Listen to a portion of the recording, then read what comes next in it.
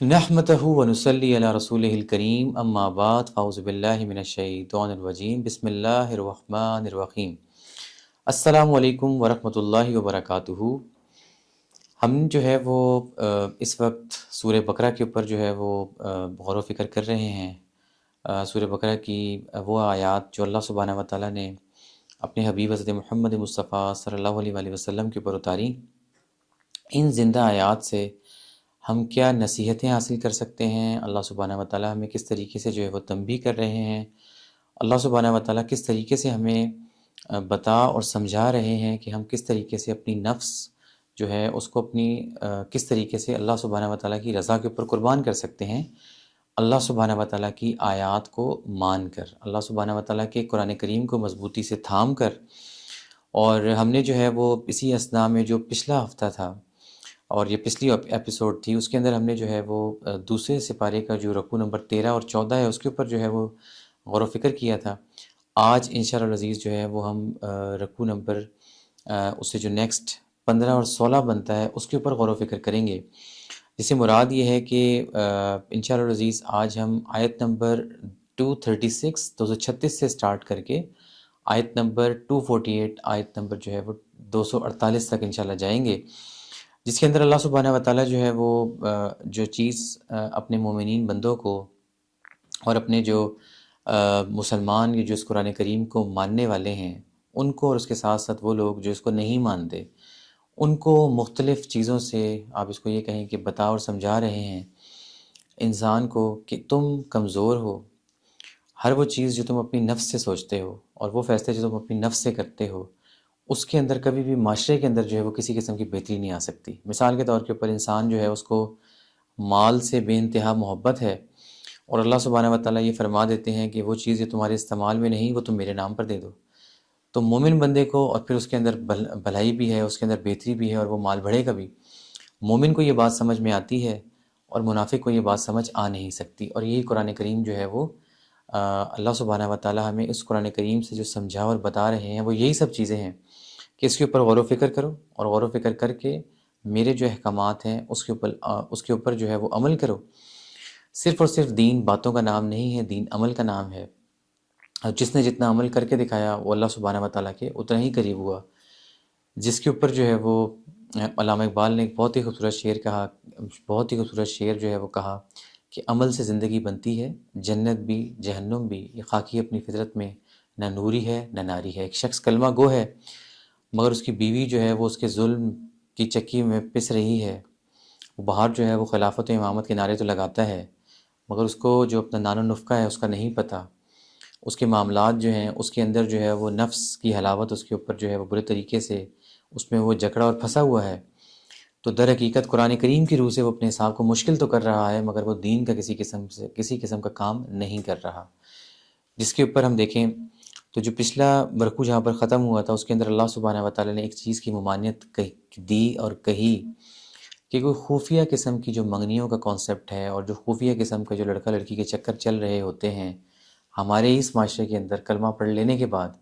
اور وہ پھر کہاں کہاں اور کس حد تک پہنچتے ہیں، اس چیز کے اوپر اللہ سبحانہ و تعالیٰ نے جو ہے وہ سختی سے تنبیہ کی کہ اس کی تمہیں اجازت نہیں ہے۔ اور اسی طریقے سے اگر ہمارے معاشرے میں دیکھیں تو لوگوں نے خفیہ نکاح جو ہے وہ رکھے ہوئے ہوتے ہیں۔ خفیہ نکاح رکھنا جو ہے یہ اللہ سبحانہ و تعالیٰ کے جو احکامات ہیں ان کا انکار ہے۔ کوئی بھی شخص جو ہے وہ اپنے نکاح کو خفیہ نہیں رکھ سکتا کسی بھی کنڈیشن کے اندر۔ نکاح سے مراد ہی یہی ہے کہ آپ نے اپنے معاشرے کو انفاق فی سبیل اللہ کے اوپر چلانا ہے، جس کے اندر بیسیکلی صداقت اور امانت مینس نبی کریم صلی اللہ علیہ وسلم جو ہے وہ صادق اور امین تھے کہ انسان جو ہے وہ صداقت اور امانت مینس صادق ہے، وہ ہر حوالے سے اسے کسی بھی فعل کے اندر جو ہے وہ کوئی پوشیدہ مینس کوئی چھپی ہوئی یا کوئی جھوٹی چیز نہیں ہو سکتی۔ در حقیقت نکاح جو ہے وہ بیسیکلی اس کو ظاہر کرنا ہی مومن کے اوپر لازم ہے۔ اسی لیے اگر آپ دیکھیں تو اللہ سبحانہ و تعالیٰ نے نکاح کے بعد جو سب سے امپورٹنٹ چیز رکھی ہے اور جو احادیث نبی صلی اللہ علیہ وسلم کی ان کی اسوا سے بھی جو چیز پروون ہے وہ کیا ہے کہ ایک بیسیکلی ولیمے کا اہتمام جو کہ مرد کو کرنا ہے۔ ولیمے کا اہتمام در حقیقت اس چیز کا اعلان ہے کہ اب وہ شخص جو ہے وہ ایک نکاح میں آ چکا ہے اور جس سے وہ نکاح میں آ چکا ہے اس کے حوالے سے بھی معاشرے کو پتہ ہونا چاہیے، اور اسی طریقے سے جو بیسیکلی نکاح میں آ گئی ہے اور آ گیا ہے، ان کے خاندان جو ہے ان کو پتہ لگ جانا چاہیے۔ اسی طریقے سے اگر ہم دیکھیں تو وہ لوگ جو ہمارے معاشرے کے اندر جو ہے وہ پہلے ایک معاملہ ہوا، مثال کے طور کے اوپر ایک لڑکی تھی، اس کا ایک کہیں نکاح ہو چکا ہے، نکاح کے بعد وہ رشتہ ختم ہو چکا ہے، وہ طلاق یافتہ ہے، مگر وہ جھوٹ بول کے اپنے آپ کو نکاح نامے کے اندر وہ کنواری لکھواتی ہے، تو اس سے مراد یہ ہے کہ اس کے والدین، وہ خود اور اس کے ساتھ جتنے بھی لوگ ہیں، سب کے سب اس جھوٹ کے اندر جو ہیں وہ شامل ہیں، اور یہ اللہ سبحانہ و تعالیٰ جو ہے وہ نہیں چاہتے کہ تم کوئی بھی کام جو ہے وہ ایسا کرو، اور وہ کام جو اس جھوٹ اور فریب سے سٹارٹ ہوگا اس کی کبھی بھی اچھائی یا اس کے کوئی رزلٹس اچھے نہیں نکل سکتے۔ تو یہ وہ باتیں تھیں جس کے اوپر اللہ سبحانہ و تعالیٰ نے ہمیں بتائیں، جس کے اندر طلاق کا طریقہ کار کیا ہے، طلاق کس طریقے سے دینی ہے، پھر اس کے بعد جو ہے وہ ایک لڑکی جو ہے اس کو عدت کس طریقے سے گزارنی ہے۔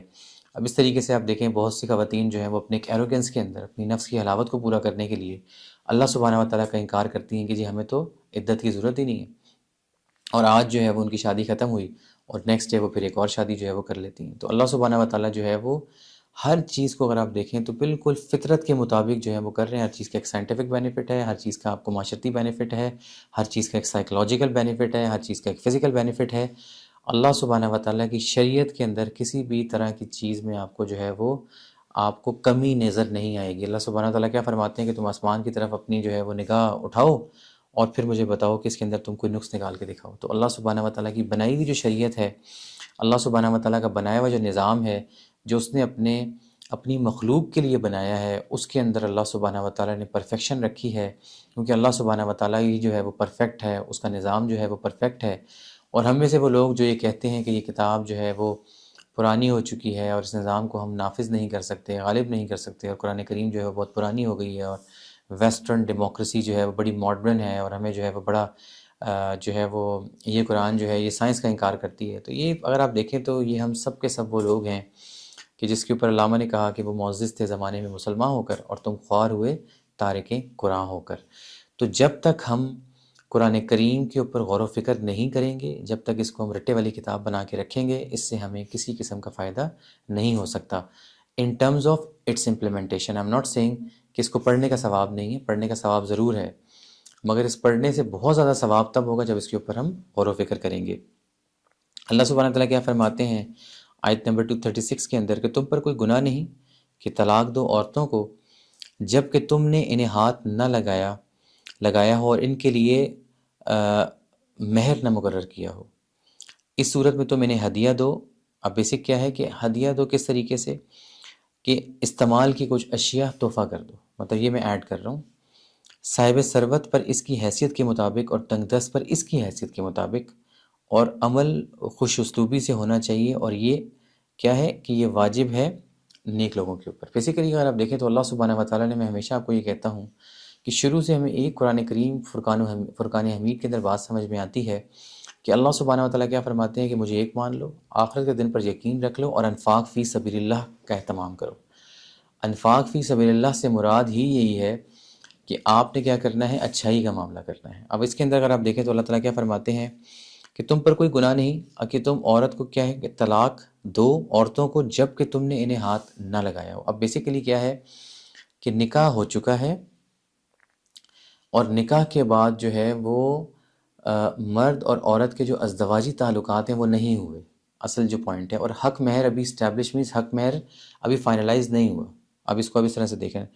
کہ ابھی جو ہے وہ حق مہر کو فائنلائز نہیں کیا گیا، اس میں حق مہر کے اندر بھی جو ہے وہ معجل کی کنڈیشن ہے اور غیر معجل کی کنڈیشن ہے۔ اس میں اللہ سبحانہ و تعالیٰ نے کیا بتا دیا کہ تم نے انفاق فی سبیل اللہ کا معاملہ کرنا ہے، تمہیں نفاق کا معاملہ نہیں کرنا، مطلب عورت سے بدلہ نہیں لینا، عورت سے ظلم نہیں کرنا، عورت سے زیادتی نہیں کرنی، عورت کے اوپر الزامات نہیں لگانے، اور اچھا عورت کا جو ہے وہ کیا ہے کہ جائز طریقے سے وہ عورت ہے وہ کمزور ہے، مرد جو ہے اس کو اللہ سبحانہ و تعالیٰ نے اسے درجے میں بھی زیادہ رکھا ہے اور اس کو بے نیازی بھی عطا کی ہے کہ مرد نے اچھائی کا معاملہ کرنا ہے، انفاق فی سبیل اللہ کا معاملہ کرنا ہے، تو کیا ہے کہ اگر تم نے اس کو ہاتھ نہ لگایا ہو، کوئی مسئلہ نہیں کہ ہاتھ نہیں لگایا، تمہارے ابھی تک کسی قسم کے کوئی ازدواجی معاملات نہیں ہوئے، تو اس کنڈیشن میں کیا ہے کہ تم کیا کرو کہ کچھ اس کو اشیاء دے دو، ابھی حق مہر بیسیکلی فائنلائز نہیں ہوا تو کچھ تحفے تحائف دے کر اس کو بیسیکلی علیحدہ کر دو۔ مطلب یہ کیا ہے، یہ اچھائی کا معاملہ ہے۔ مومن جو ہے اس کو یہ بات سمجھ میں آتی ہے کیونکہ وہ اللہ سبحانہ و تعالیٰ سے ڈرنے والا بندہ ہے۔ منافق کو یہ بات سمجھ میں نہیں آ سکتی، منافق نے ضد کرنی ہے، منافق نے جو ہے وہ انا کا معاملہ کرنا ہے، منافق نے جو ہے وہ عورت پر الزامات لگانے ہیں، اس کے کریکٹر کو اسیسینیٹ کرنا ہے، ایک منافق عورت جو ہے اس نے مرد کے کریکٹر کو اسیسینیٹ کرنا ہے۔ اچھائی کے معاملے کے ساتھ جو ہے وہ یہ کام اس نے نہیں کرنا، کیونکہ منافق کا سارا جو معاملہ ہے وہ دنیا کے اندر ہی ہے۔ میرے ساتھ ایسا کیوں ہو گیا، یہ ظلم میرے ساتھ کیوں ہوا، اس نے میرے ساتھ ایسا کیوں کر دیا، رب نے میرے ساتھ ایسا کیوں کر دیا، میں ہی ایسی بنی تھی۔ یہ ہمارے سارے آپ دیکھیں تو منافق لوگوں کا جو ہے وہ رویہ ہوتا ہے، یہی وہ مائنڈ سیٹ ہے۔ میں آپ کو ہمیشہ یہ کہتا ہوں کہ ایک یہودی مینٹیلٹی کو ہمیں انڈرسٹینڈ کرنا ہے کہ بنی اسرائیل کی جو مینٹیلٹی تھی وہ کیا تھی، کہ اللہ سبحانہ و تعالیٰ نے ایک پچھلی امت سے، ایک آپ یہ دیکھیں کہ پچھلی امت کے واقعات سے جو اگلے آنے والی امت تھی اس کو اللہ سبحانہ و تعالیٰ نے کھولا۔ اس نبی حضرت محمد مصطفیٰ صلی اللہ علیہ وآلہ وسلم جن کو اس دنیا سے پردہ فرمائے ہوئے 1450 سال ہو چکے ہیں، تو اگر آپ دیکھیں تو اللہ سبحانہ و تعالیٰ، اور یہی وہ چیز ہے جو اللہ سبحانہ و تعالیٰ بتا رہے ہیں کہ میں نے تمہیں پیدا کیا ہے، اور وہ ہم سے زیادہ بہتر جانتے ہیں، تو ان کو پتہ ہے کہ یہ سب کچھ ہم نے کرنا ہے۔ اور یہی اس قرآن کریم کے اندر بات بھی ہے کہ ہم نے اپنی نفس جو ہے، نفس کی پوجا جو ہے، نفس میں مین انا، تکبر، حسد، خرطوم، شہوات، ان کو چھوڑ کے، خود پسندی، ضد، ان کو چھوڑ کے بیسیکلی ہم نے اللہ سبحانہ و تعالیٰ کو مان لینا ہے۔ تو یہ دیکھیں تو اس میں کیا ہے کہ جو شخص تنگ دست ہے وہ اپنے معاملات کے مطابق جو ہے وہ اس کو تحفہ و تحائف دے سکتا ہے۔ جو شخص جو اب دیکھیں کہ صاحب ثروت مینس کہ جس کے معاملات بہت بہترین ہیں، جس کے پاس جو اللہ سبحانہ و تعالیٰ نے بے انتہا مال دیا ہوا ہے، وہ بہت اچھا معاملہ کر سکتا ہے اس حوالے سے۔ اور اس کے بعد دوسری اللہ تعالیٰ کیا بتاتے ہیں آیت نمبر 237 کے اندر، اور اگر تم ان کو طلاق دو اس سے پہلے کہ تم نے انہیں ہاتھ لگایا اور تم مقرر کر چکے تھے ان کے لیے مہر، تو نصف مہر دو جو تم نے مقرر کیا تھا، مگر یہ کہ وہ خود اپنا حق معاف کر دیں یا وہ چھوڑ دے جس پر اس کے ہاتھ میں عقد نکاح ہو، اور یہ کہ اگر تم باقی نصف حصہ معاف کر دو تو یہ بہت قریب ہے تقویٰ کے، اور آپس میں لطف و احسان نہ بھولو، تحقیق تم جو کچھ بھی کرتے ہو اللہ سبحانہ و تعالیٰ خوب دیکھ رہے ہیں۔ اب یہ اللہ سبحانہ و تعالیٰ نے پہلے ایک حکم دے دیا، اب اس میں اگر آپ دیکھیں تو جو پہلا حکم ہے وہ یہ ہے کہ اگر میاں بیوی کے درمیان جو ہے وہ حق مہر جو ہے وہ ابھی تک فائنلائز نہیں ہوا، مطلب پہلی جو آیت تھی اس میں اگر آپ دیکھیں حق مہر ابھی فائنلائز نہیں ہوا، اور اس طریقے سے جو ہے وہ میں کلیئر کٹ آپ کو بتا رہا ہوں کہ جو ازدواجی تعلقات سے مراد یہ ہے کہ اس کے جو جنسی تعلقات ہیں وہ آپس میں اسٹیبلش نہیں ہوئے، تو پھر کیا ہے کہ وہ مرد کے اوپر لازم ہے کہ وہ انفاق فی سبیل اللہ کا معاملہ کرے، اچھائی کرے عورت کے ساتھ، اس کو کچھ تحفے تحائف دے کر اچھے طریقے سے اس کو جو ہے وہ علیحدہ کر دے۔ دوسری کنڈیشن میں یہ ہے کہ اب حق مہر جو ہے فائنلائز ہو چکا ہے، حق مہر کے اندر جو ہے وہ دو کنڈیشنز ہیں، جس کے اندر ایک معجل ہے جس کو کہا جاتا ہے فوری، اور ایک غیر معجل ہے جس سے مراد یہ ہے کہ بعد میں جو دیا جا سکتا ہے، مطلب یہ ہے کہ بیوی اگر معاف کر دے تو وہ معاف ہو سکتا ہے، ادروائز یہ ہے کہ آپ نے وہ حق مہر جو غیر معجل ہے اس کو کسی بھی صورت دینا ہی دینا ہے، اس سے کسی قسم انسان بچ نہیں سکتا، کیونکہ آپ نے جو چیز فائنلائز کر دی وہ فائنل ہو چکی ہے، یہ ایک طرح کا آپ کا کانٹریکٹ ہو چکا ہے۔ اب حق مہر فائنلائز ہو چکا ہے، مگر یہ ہے کہ لڑکے اور لڑکی کے درمیان اب جو ہے وہ کوئی ازدواجی تعلقات مینس کہ کوئی جنسی تعلقات اسٹیبلش نہیں ہوئے، تو پھر اللہ سبحانہ و تعالیٰ کی قرآن کریم اور اللہ سبحانہ و تعالیٰ کے احکامات کے مطابق اور شریعت محمد مصطفیٰ صلی اللہ علیہ وآلہ وسلم کے مطابق یہ ہے کہ آپ نے حق مہر کا جو آدھا حصہ ہے وہ دے دینا۔ اب آپ دیکھیں کہ اگر ہم معاشرے کے اندر جو ہماری کھینچا تانی ہوتی ہے اور جو الزامات ہم لگاتے ہیں، اللہ سبحانہ و تعالیٰ نے قرآن کریم کے اندر کیا حکم فرمایا ہے، اور ہم بیسیکلی جو ہے وہ اس معاملے کو کس طریقے سے کرتے ہیں، تو اس میں جو بیسیکلی ہمیں چیز سمجھنی ہے ان آیات کی روشنی میں، وہ یہ ہے کہ اگر لڑکی چاہے تو وہ چھوڑ سکتی ہے، ادروائز مرد کے اوپر یہ لازم ہو گیا کہ اگر نکاح ہو چکا ہے اور حق مہر فائنلائز ہو چکا ہے اور اس کے بعد جو ہے وہ ازدواجی تعلقات ابھی قائم نہیں ہوئے اور طلاق کا معاملہ ہو گیا،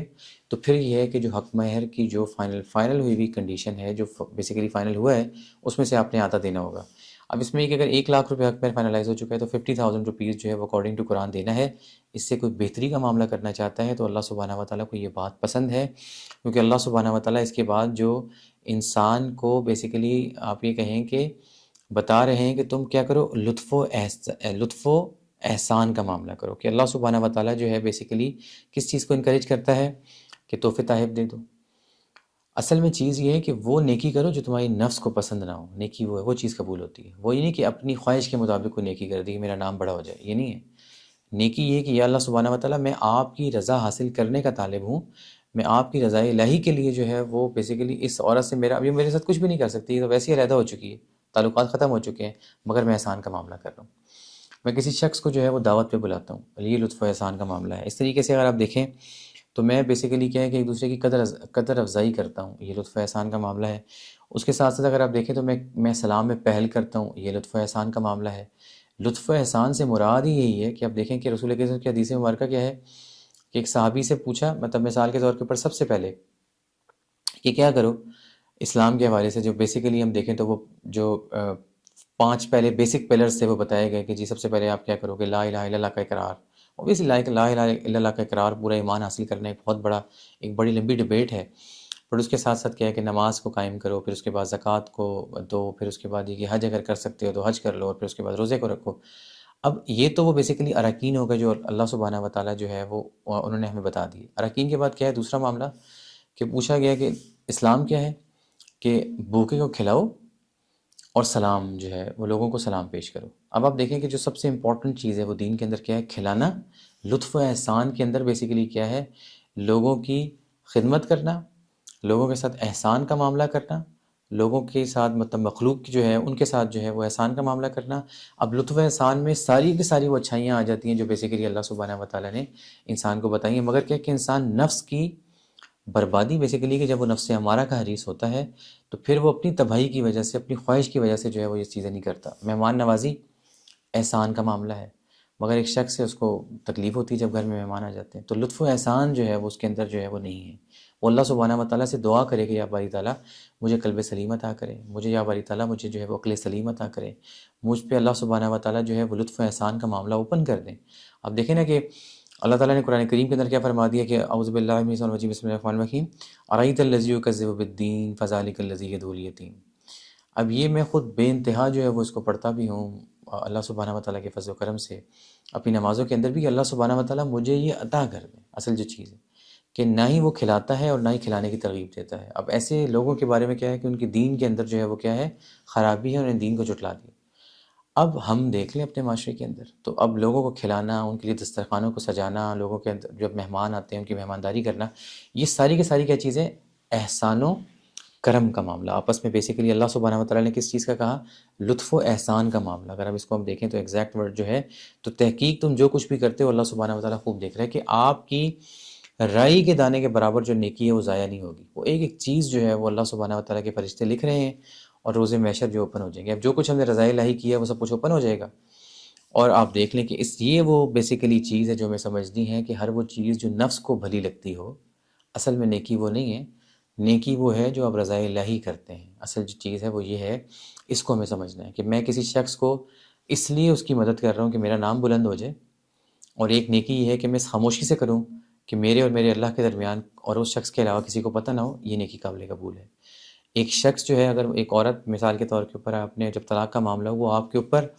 اس نے اگر کوئی الزام لگا بھی دی، مطلب کوئی الزام لگا دی اپنی کمی کی وجہ سے، عورت اوبیسلی کمزور ہے، ایموشنل بھی ہے، اور آپ نے اچھائی کے معاملے میں پھر اچھا کر دیا اپنی نفس کو چلنے کے لیے، یہ نیکی کے قابل قبول ہے۔ ایک شخص کے ساتھ آپ نے نیکی کی، اس کے جواب میں اس کی طرف سے آپ کے اوپر فتنہ آیا، اب یہ نیکی چھپ چکی ہے، یہ نیکی جو ہے یہ ہے بیسیکلی لطف و احسان کا معاملہ، اس سے جو ہے وہ ہم عاری ہیں۔ اور منافق جو ہے وہ بیسیکلی آپس میں جو لطف و احسان کا معاملہ ہوتا ہے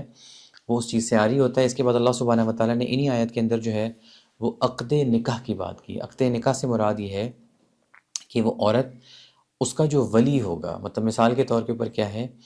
کہ یہ معاملہ ایسا ہے کہ اس کو جب آپ نے بیسیکلی عقد نکاح کا معاملہ کیا کرنا ہے کہ جب فار ایگزامپل ڈسپیوٹ آ جاتا ہے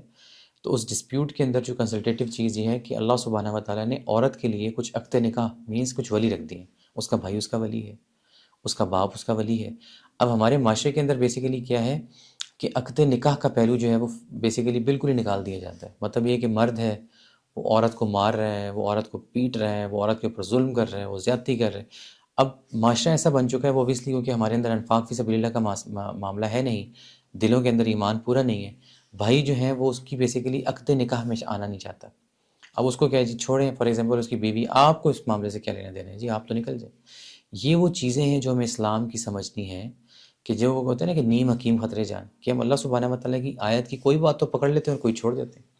اب آپ دیکھیں کہ بنی اسرائیل جو ہے وہ اسی وجہ سے تباہ ہوا کہ اللہ تعالیٰ نے کیا فرمایا کہ تم یہ کیا کرتے ہو کہ کچھ آیت جو تمہیں بھلی لگتی ہے اس کو تو لے لیتے ہو اور جو بری لگتی ہے اس کو چھوڑ دیتے ہو۔ تو بیسیکلی کیا ہے کہ عقد نکاح سے مراد یہ ہے کہ باپ اس کا ولی ہو سکتا ہے، اس کے چچا اس کے ولی ہو سکتے ہیں، اس کے تایا اس کے ولی ہو سکتے ہیں، اس کا بھائی اس کا ولی ہو سکتا ہے۔ اگر یہ سارے کے سارے موجود نہیں ہیں تو عورت کسی نہ کسی کو اپنا ولی رکھ سکتی ہے جو کہ اس کے معاملے کو بیسیکلی پھر دیکھے۔ پھر یہ ہے کہ عقد نکاح میں پھر اس کے بعد کیا ہے کہ جو ولی ہوں گے وہ پھر جھگڑے کی صورت میں کیا ہوگا کہ ان لوگوں بیسیکلی یہ کہ خاندان آپس میں بیٹھ کے اس کو پیچ اپ کریں گے معاملے کو اور اس کو بہتر طریقے سے ریزالو کریں گے، اور اللہ سبحانہ و تعالیٰ کو وہ لوگ پسند ہیں جو بیسیکلی اس طرح کے جھگڑوں کو ختم کر کے کنفرنٹیشنز کو ختم کر کے جو ہے وہ کنسلٹیٹیو اپروچ کے ساتھ معاملات کو بڑے فہم کے ساتھ جو ہے وہ حل کرتے ہیں۔ اللہ سبحانہ و تعالیٰ ایسے لوگوں جو ہے ان کو اجر بھی دیتے ہیں اور ان سے جو ہے وہ خوش بھی ہوتے ہیں۔ اس کے بعد پھر حق مہر کے اندر ایک بڑی امپورٹنٹ چیز ہے، وہ ہے میں نے جیسے پہلے بھی بتایا کہ معجل اور غیر معجل جو ہے اس کا بیسیکلی اگر آپ دیکھیں تو بہت ہی امپورٹنٹ چیز کیا ہے کہ ہم نے جو ہے وہ مہر اور حق مہر مطلب مہر کے اندر جو ہے وہ معجل اور غیر معجل۔ معجل یہ ہے کہ میرا حق مہر جو ہے وہ 1,00,000 روپے فائنلائز ہو گیا، 5,000 روپے جو ہے میں نے اس میں 10,000 روپے یا 20,000 روپے یا 30,000 روپے یا 50,000 روپے میں نے معجل کر دیے۔ اب جب تک کہ وہ لڑکی کو مہر دے نہیں دیا جائے گا اس وقت تک جو ہے وہ ازدواجی تعلقات جو ہیں وہ قائم نہیں ہو سکتے۔ یہ وہ چیز ہمیں سمجھنی ہے جو اللہ سبحانہ و تعالیٰ نے عورت اور مرد کو بیسیکلی لازم دے دی ہے یا لازم قرار دے دی ہے، جو سب سے امپورٹنٹ چیز ہے۔ اور پھر اس کے بعد کیا ہے کہ جو غیر معجل ہے اب وہ بیسیکلی یہ ہے کہ وہ لڑکا لڑکی آپس میں جو ہے وہ جب چاہیں دے سکتے ہیں، عورت اس کو جو ہے وہ معاف بھی کر سکتی ہے۔ اب آپ یہ دیکھیں کہ اللہ سبحانہ و تعالیٰ، کچھ لوگ ایسے ہیں وہ کہتے ہیں جی ہمیں قرآن کریم تو سمجھ ہی نہیں آتا، مطلب اس کی جو آیات ہیں وہ پتہ نہیں کوئی سیکوینشل سیٹنگ نہیں ہے۔ اب ہم کوئی بھی لکھتے ہیں، ہم اکثر ابھی بات کرتے ہیں کہ جی کوئی بھی آپ رائٹ اپ دیکھیں، کوئی ہم پیراگرافنگ دیکھیں تو اس کے اندر کوئی بک دیکھیں تو اس کے اندر جو پیرافریزنگ ہے وہ بڑی سیکوینشل سیٹنگ ہوتی ہے، وہ بیسی جو کانٹینٹ رائٹر ہیں وہ اس کو سمجھ سکتے ہیں۔ اور اس طریقے سے یہ کہ جو لوگ پروجیکٹ ڈیزائننگ کرتے ہیں، جو لوگ پروجیکٹ پلاننگ کرتے ہیں، اس کے اندر سیکوینشل سیٹنگ ہوتی ہے، اور قرآن کریم کے اندر ہمیں کوئی جو ہے وہ سیکوینشل سیٹنگ نظر نہیں آتی، ایسا ہے نہیں۔ اللہ سبحانہ و تعالیٰ جو ہے وہ اس قرآن کریم میں اللہ تعالیٰ کیا فرماتے ہیں کہ اس کے اندر نشانی ہے کہ ان کے لیے اولو الالباب کے لیے جو کیا کرتے ہیں غور و فکر کرتے ہیں۔ ایک تو یہ ہے کہ اس کے اوپر اللہ سبحانہ وتعالیٰ نے کیا فرمایا کہ کچھ آیات ایسی ہیں جو کہ بیسیکلی سمپل احکامات ہیں، اور کچھ آیات ایسی ہیں جو بیسیکلی کیا ہیں جو کہ کلیئر نہیں ہیں، مطلب یہ ہے کہ اس کو متشابہات کہا گیا ہے۔ تو متشابہات سے مراد یہی ہے کہ اللہ سبحانہ وتعالیٰ اپنے انبیاء کے اوپر وہ آیات کو کھولتے ہیں، اور پھر اس طریقے سے وہ لوگ جو اللہ سبحانہ وتعالیٰ کے اوپر پورا یقین کر لیتے ہیں، جو اس کے متقین لوگ ہیں، تو متقین کے اوپر اللہ سبحانہ وتعالیٰ ان آیات کو کھولتے ہیں۔ جب اب ہم اپنے آپ کو جو ہے وہ معاذ اللہ استغفر اللہ نہ کوئی انبیاء کی صف میں کھڑا کرتے ہیں، نہ ہم یہ اللہ تعالیٰ معاف کرے استغفر اللہ یہ دعویٰ کرتے ہیں کہ جی ہمیں بہت زیادہ پتہ ہے۔ ہم اپنے آپ کو صرف یہ کہتے ہیں کہ ہم غور و فکر کر کے اپنی جو کریٹیکل تھنکنگ ہے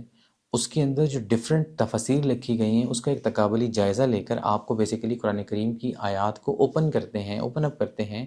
ریلیٹ کر کے کہ آج کے کانٹیکس میں بیسیکلی اللہ سبحانہ و تعالیٰ کی ہم سے ایکسپیکٹیشنز ہیں کیا، خالصتاً رضا الہی کے لیے، اس کے علاوہ اور کوئی چیز نہیں ہے۔ تو اس کو بیسیکلی یہ ہے کہ آپ لوگ اگر حق اور سچ کو قرآن کریم کی روح سے سمجھنا چاہتے ہیں اور حضرت محمد مصطفیٰ صلی اللہ علیہ وسلم کی جو احادیث صحیحہ ہیں اس کے کانٹیکس میں سمجھنا چاہتے ہیں، تو یہ ان لوگوں کے لیے ہم ایک چھوٹی سی کاوش ہے، اللہ سبحانہ و تعالیٰ اس کو جو ہے وہ پورا بھی کریں اور ہمیں استقامت دے کے ہم اس کام کو پورا کر سکیں۔ اب دیکھیں کہ اب ایک کامن سینس کی چیز ہے کہ جب انسان جو ہے وہ اس کسی پروسیس میں پھنس جاتا ہے، مطلب یہ کہ جب کوئی طلاق کا معاملہ ہو رہا ہے، عورت ایموشنل ہوئی بھی ہے، مرد ایموشنل ہوا ہوا ہے، خاندان ایموشنل ہوئے ہوئے ہیں، اب اللہ تعالیٰ نے اگر آپ دیکھیں تو پھر اس کے بعد کیا فرماتے ہیں، حفاظت کرو اپنے اوپر صلاۃ کے، اور خصوصی طور پر جو صلاۃ وسطیٰ کی، اور اللہ سبحانہ و تعالیٰ کے لیے فرما بردار بن کر کھڑے رہو۔ اب آپ یہ دیکھیں کہ اس کے اندر اللہ سبحانہ و تعالیٰ نے جو ہے وہ بہت ہی ایک کلیئر کٹ چیز بتائی ہے۔ ایک تو یہ کہ اپنی صلاۃ کو قائم کرو۔ آپ جب ایموشنلی ویک ہوتے ہیں تو آپ کی صلاۃ قائم نہیں رہتی۔ اب اللہ سبحانہ و تعالیٰ جب صلاۃ قائم نہیں رہتی تو پھر دماغ بھی کام نہیں کرتا۔ جب آپ صلاۃ سے دور ہو جائیں گے تو پھر شیطان جو ہے وہ آپ کو پکڑ لے گا۔ اس لیے اللہ سبحانہ و تعالیٰ جو ہے وہ تاکید فرما رہے ہیں، بیچ میں جو آیت آئی ہے اس کی سیکوینشل سیٹنگ ہے قرآن کریم کی روح سے، کہ آپ کے ان معاملات جو تمام اللہ تعالیٰ نے پہلے بتائے، طلاق رجعی ہو رہی ہے، پھر اس کے بعد یہ کہ ایموشنلی انسان کمزور ہو چکا ہے، عورت ایموشنلی کمزور ہو چکی ہے، گھرانے جو والے ہیں جو ہیں وہ کمزور ہو چکے ہیں، کہ یہ اب وقت ہے کہ تم صلاۃ قائم کرو میرے سے۔ اللہ سبحانہ و تعالیٰ کیا فرماتے ہیں کہ صلاۃ قائم کیسے کرو گے، جب تم میرے سے نماز کا کنیکشن بناؤ گے، 5 نمازیں۔ اب اسی طریقے سے آپ دیکھیں کہ اس کے اندر صلاۃ و وسطیٰ کا ذکر ہے۔ وسطیٰ سے مراد یہ ہے کہ اس کے اندر بہت سے مقررین اور احادیث سے نبی صلی اللہ علیہ وسلم کی روشنی سے بھی جو ہے اگر آپ دیکھیں تو عمر بن خطاب رضی اللہ تعالیٰ عنہ جو ہے انہوں نے ایک دفعہ عصر کی نماز ان سے جو ہے وہ مطلب یہ کہ وہ لیٹ ہو رہے تھے، جس کے اوپر انہوں نے کہا کہ میں تباہ و برباد ہو گیا، اس طرح کا لفظ استعمال کیا کہ عصر کی نماز جو ہے وہ بہت زیادہ تاکید کی گئی ہے، جس کے اوپر والعصر ان الانسان لفی خسر، عصر کے وقت کی قسم بھی کھائی ہے، وقت پلٹتا ہے، فرشتے پلٹتے ہیں، کہ بڑی امپورٹنٹ ہے، مطلب جو ٹھنڈی نمازیں ہیں اس میں فجر کی نماز کسی نے کہی، عصر کی نماز کسی نے کہی، بٹ اصل میں یہ ہے کہ انسان جو ہے اس کو اپنی جو نماز پنجگانہ تمام جو نمازیں ہیں ان کو پورا کرنا ہے۔ اب بیسیکلی کیا ہے کہ وہ فجر، ظہر، عصر، مغرب، عشاء، یہ 5 نمازیں ہیں جو آپ نے پڑھنی ہی پڑھنی ہیں۔ اب ان نمازوں کے اندر اگر آپ دیکھیں تو اب کیا ہے کہ سفر کے اندر رسول کریم صلی اللہ علیہ وآلہ وسلم نے جو ہے وہ 5 کو 3 کے ساتھ بھی پڑھا ہے، مطلب یہ ہے کہ ظہر اور عصر کو آپس میں اکٹھا کر لیا، اس طریقے سے مغرب اور عشاء کو بھی آپس میں اکٹھا کر لیا۔ اب ہمارے جو ہیں وہ کچھ اگر آپ دیکھیں تو آج کے دور کے اندر کچھ جو سنی اکابرین ہیں یا اوبیسلی جو ہمارے سنی ائمہ کرام ہیں، ان کے مطابق وہ 5 نمازوں کے اوپر بڑا امفسائز کرتے ہیں۔ اس کے اندر بھی اوبیسلی آپ کہہ سکتے ہیں کہ کچھ اختلاف رائے ہے 3 اور 5 کا، اور جو ہمارے شیعہ بھائی ہیں ان کے اندر بیسیکلی یہ ہے کہ وہ بیسیکلی اگر آپ دیکھیں تو ظہرین اور مغربین کے ساتھ نماز پڑھتے ہیں، دونوں قرآن کریم اور احادیث نبی صلی اللہ علیہ وسلم کی روشنی میں بالکل ٹھیک ہے، کسی میں بھی عقیدے کا کوئی مسئلہ نہیں ہے۔ ہاں، میری جو نفس کی پوجا ہے اور جو میری فرقہ پرستی کی آگ ہے اور جو مجھے پھوٹ ڈالنے کا مجھے نفس اندر سے پرووک کرتا ہے کیونکہ میں اللہ سبحانہ تعالیٰ سے کنیکٹڈ نہیں ہوں، اس سے میں کسی کو کافر کہہ دوں تو غلط بات ہے۔ اور قرآن کریم کی روح سے کوئی بھی مسلک جو اس ٹائم کوئی بھی فرقہ اس ٹائم جو موجود ہے، اور جو میں اس کو یہ کہہ سکتا ہوں کہ جو اپنے اپنے ائمہ کرام کو مانتے ہیں، اس میں کوئی بھی ایسا کام نہیں کر رہا جس میں آپ کسی کو معاذ اللہ استغفر اللہ کافر کہہ دیں یا جو ہے وہ کسی کو جو ہے وہ اپنے آپ کو بڑا کوئی خاص سمجھ لیں۔ ہاں یہ ضرور ہے کہ جو شخص کسی کلمہ گو کو کافر کہے گا اور اگر وہ کافر نہ ہوا تو وہ کفر واپس ضرور پلٹے گا، دنیا میں بھی پلٹے گا اور آخرت میں بھی پلٹے گا۔ یہ وہی بات ہے کہ جب کسی شخص کے اوپر انسان بہتان لگاتا ہے تو وہ بہتان دنیا میں بھی اللہ سبحانہ و تعالیٰ اس کی جو ہے پاداش ہوگی، اس کا حساب کتاب ہوگا اور وہ شخص گمراہی کی طرف پلٹے گا۔ اسی طریقے سے جو ہے وہ اللہ تعالیٰ معاف کرے کہ وہ آخرت کے اندر بھی اس نے اس چیز کا حساب جو ہے وہ دینا ہے۔ اس کے بعد اللہ سبحانہ و تعالیٰ آیت نمبر 239 میں کیا فرماتے ہیں کہ پھر اگر تمہیں دشمن کا ڈر یا اندیشہ ہو تو پڑھ لو نماز چلتے ہوئے یا سواری پر، پھر جب تم امن پاؤ پس اللہ سبحانہ و تعالیٰ کو خوب یاد کرو جیسے کہ اس نے تمہیں سکھایا ہے اور تم جو تم نہیں جانتے تھے۔ اب یہ کہ اللہ سبحانہ و تعالیٰ نے جتنی باتیں ہمیں بتائیں، اب دیکھیں ان سارے طلاق کے معاملات کیسے کرنے ہیں، یہ کیا طریقہ کار ہوگا، مطلب مثال کے طور کے اوپر مردے کو مجھے دفنانا ہے کہ نہیں دفنانا یا جلانا ہے، مطلب مجھے بیسیکلی یہ ہے کہ اپنے پورے کے پورے معاشرے کے اندر دیکھنا ہے۔ مثال کے طور کے اوپر ہندو کیا کرتے ہیں، آج کل کے یہودی جو اوبیسلی اپنے آپ کو دو کہ وہ کہتے ہیں کہ جی ہم حق پر ہیں، اور عیسیٰ علیہ السلام کہ جو در حقیقت نہیں ماننے والے جو کہتے ہیں ہم ان کے ماننے والے ہیں، اور پھر حضرت محمد مصطفیٰ صلی اللہ علیہ وسلم کے جو ماننے والے ہیں اس میں بھی جو کچھ ایسے ہیں جو مانتے ہیں کچھ نہیں مانتے، ان سب کو بیسیکلی اگر تم نے ویلیڈیشن لینی ہے نا تو پھر تمہارے پاس ایک چیز ہے اور وہ یہ ہے قرآن مجید۔ دنیا کی کوئی بھی کتاب ایسی نہیں ہے اس کے علاوہ جس کی گارنٹی اللہ سبحانہ و تعالیٰ خود دے رہا ہو، جو سارے کے سارے آسمانوں کا رب ہے، جو جبرائیل امین کا رب ہے، جو میکائیل کا رب ہے، حضرت میکائیل علیہ السلام، جو کہ آپ دیکھیں تو حضرت محمد مصطفیٰ صلی اللہ علیہ وسلم کا رب ہے، جو حضرت موسیٰ علیہ السلام کا رب ہے، جو حضرت ابراہیم علیہ السلام کا رب ہے۔ یہ گواہی کون دے رہا ہے؟ جو تمام انبیاء کا رب ہے، جس کو اب دیکھیں تو مختلف جو گروہ ہیں جن کو مانتے ہیں، آسمانوں کا جو رب ہے، اور آپ یہ دیکھیں تو یہ ساری کی ساری جو گلیکسیز ہیں جو ان کا جو رب ہے بیسیکلی، اور اسی طریقے سے اگر آپ دیکھیں تو یہ سولر سسٹمز ہیں اور یہ سورج اور چاند جو کچھ بھی ہے جس کے تابع ہے وہ اللہ ہے، اور اس کی یہ کتاب ہے جو اتری حضرت محمد مصطفیٰ صلی اللہ علیہ وسلم کے اوپر، کہ اگر تم نے بیسیکلی اگر تم کیا ہے کہ اس کے اندر تمہارا ہی تذکرہ ہے۔ تذکرے سے مراد یہ ہے کہ جب تم گمراہی کی طرف چل پڑو، جب تمہارا ایمان ڈگمگا جائے خدا نخواستہ، جب جو ہے وہ تم غلط راستے پر چل پڑو، اور اگر تم ہدایت چاہتے ہو تو پھر اس کو پکڑ لو، پھر یہ تمہارا رہنما ہے۔ کس پہ اترا ہے؟ پھر تم استاد کس کو بناؤ گے؟ حضرت محمد مصطفیٰ صلی اللہ علیہ وآلہ وسلم۔ راہ پر قرآن کریم کو بنا لو، اور اپنا رہنما اور اپنا استاد جو ہے حضرت محمد مصطفیٰ صلی اللہ علیہ وآلہ وسلم کو بنا لو۔ اپنی نفس کو قرآن کریم کی آیات کے اوپر قربان کر دو، اور پھر وہ لو جو میرا اپنا وعدہ پورا کرو جو تم نے کیا تھا، معاہدہ الست کہ میں اللہ کا نام بلند کروں گا، میرا خلیفہ بنو، پھر میں اپنا وعدہ پورا کروں گا، جو جنتوں کے میں تم سے وعدے کیے ہیں وہ پورے ہو جائیں گے۔ ان سب باتوں کے اندر بیسیکلی اگر آپ دیکھیں تو پہلے آپ نے اللہ سبحانہ و تعالیٰ پر یقین لانا ہے، اس کے اوپر پہلے جب ہم ایمان لے آئیں گے، اپنے دماغ کے اوپر، اپنے دل کے اوپر، اپنے جسم کے اوپر بیسیکلی جب ہم پورا کا پورا، پھر اللہ سبحانہ و تعالیٰ کا قرآن کریم کا جو کانٹیکسٹ ہے وہ ہمیں سمجھ میں آنا شروع ہو جائے گا کہ اللہ سبحانہ و تعالیٰ کی ہم سے ایکسپیکٹیشنز کیا ہیں۔ اب دیکھیں کہ اس میں اللہ تعالیٰ نے کیا فرمایا کہ اب کیا ہے کہ اب تمہیں اندیشہ ہو۔ اب پہلے اللہ سبحانہ و تعالیٰ نے ہمیں جو ہے وہ فیملی افیئرس کے بارے میں جو ہے وہ بتایا۔ اب اللہ سبحانہ و تعالیٰ ہمیں ریاستی امور، جس کو ہم یہ کہتے ہیں نا آئین، کانسٹیٹیوشنل چیزیں جو ہیں وہ بتا رہے ہیں کہ اب تمہیں اگر اندیشہ ہو تو پھر کیا ہے کہ تم پڑھ لو نماز چلتے ہوئے سوال۔ نماز کی معافی کسی بھی کنڈیشن کے اندر نہیں ہے، جو مرضی ہو جائے نماز تم نے پڑھنی ہی پڑھنی ہے ایٹ اینی کاسٹ۔ مطلب اللہ سبحانہ و تعالیٰ اور انسان کا آپس میں جو روحانی تعلق ہے وہ نماز ہے۔ نماز تم نے پڑھنی ہے، پھر اس کو قائم کرنا ہے، زکوٰۃ دے کر، انفاق فی سبیل اللہ کر کے، جیسے جتنی ساری کی ساری باتیں ہیں، طلاق کس طرح سے دو گے، نماز کے قائم ہونے کے یہ سارے کے سارے ہم دیکھیں تو ہماری زندگی کے اندر یہ وہ چیزیں ہیں۔ آپ نے جو ہے وہ تجارت کس طریقے سے کرنی ہے، اس میں انفاق فی سبیل اللہ کا وہ نماز بیسیکلی قائم ہو رہی ہے آپ کے سارے کاموں کے اندر، تو اس کو تم نے کسی بھی طریقے سے جو ہے وہ نہیں چھوڑنا۔ بس جب تم امن پاؤ تو پھر اللہ سبحانہ و تعالیٰ کو خوب یاد کرو۔ تو بیسیکلی کیا ہے، نماز کو قائم کرو اور اس کے ساتھ ساتھ کیا کرو کہ اب تم نماز کو قائم کرنے کے بعد جو اسلامی نظام حیات ہے اس کو بیسیکلی اپنے اوپر قائم کرو، اپنے معاشرے کے اوپر قائم کرو، اور اللہ سبحانہ و تعالیٰ کا جو خلیفہ ہے وہ جس جگہ پہ بھی بیٹھا ہے اللہ سبحانہ و تعالیٰ کا نظام نافذ کرنے کی ہی بات کرتا ہے، اس کے علاوہ اس کا کوئی کام ہے نہیں، جو سب سے امپورٹنٹ چیز ہے۔ پھر اس کے بعد کیا ہے کہ اللہ سبحانہ و تعالیٰ نے جو ہے وہ نماز میں کچھ رعایت دی ہے، جیسے مثال کے طور کے اوپر آپ جو فرائض ہیں، جیسے فار ایگزامپل ظہر کے 4 فرض ہیں یا عصر کے 4 فرض ہیں، اور تو ان جو ہیں وہ آپ ان 4 فرائض کو آپ 2 کر سکتے ہیں۔ مطلب اس کو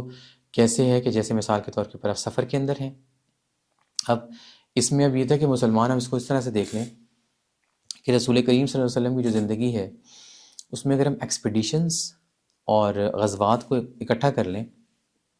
تو آلموسٹ آپ یہ دیکھیں تو ہسٹوریکلی ہم دیکھیں تو 80+ ایکسپیڈیشنز ہیں، just to be on safer side. تو ہم یہ دیکھیں تو جب سے رسول کریم صلی اللہ علیہ وآلہ وسلم جو ہے ان کو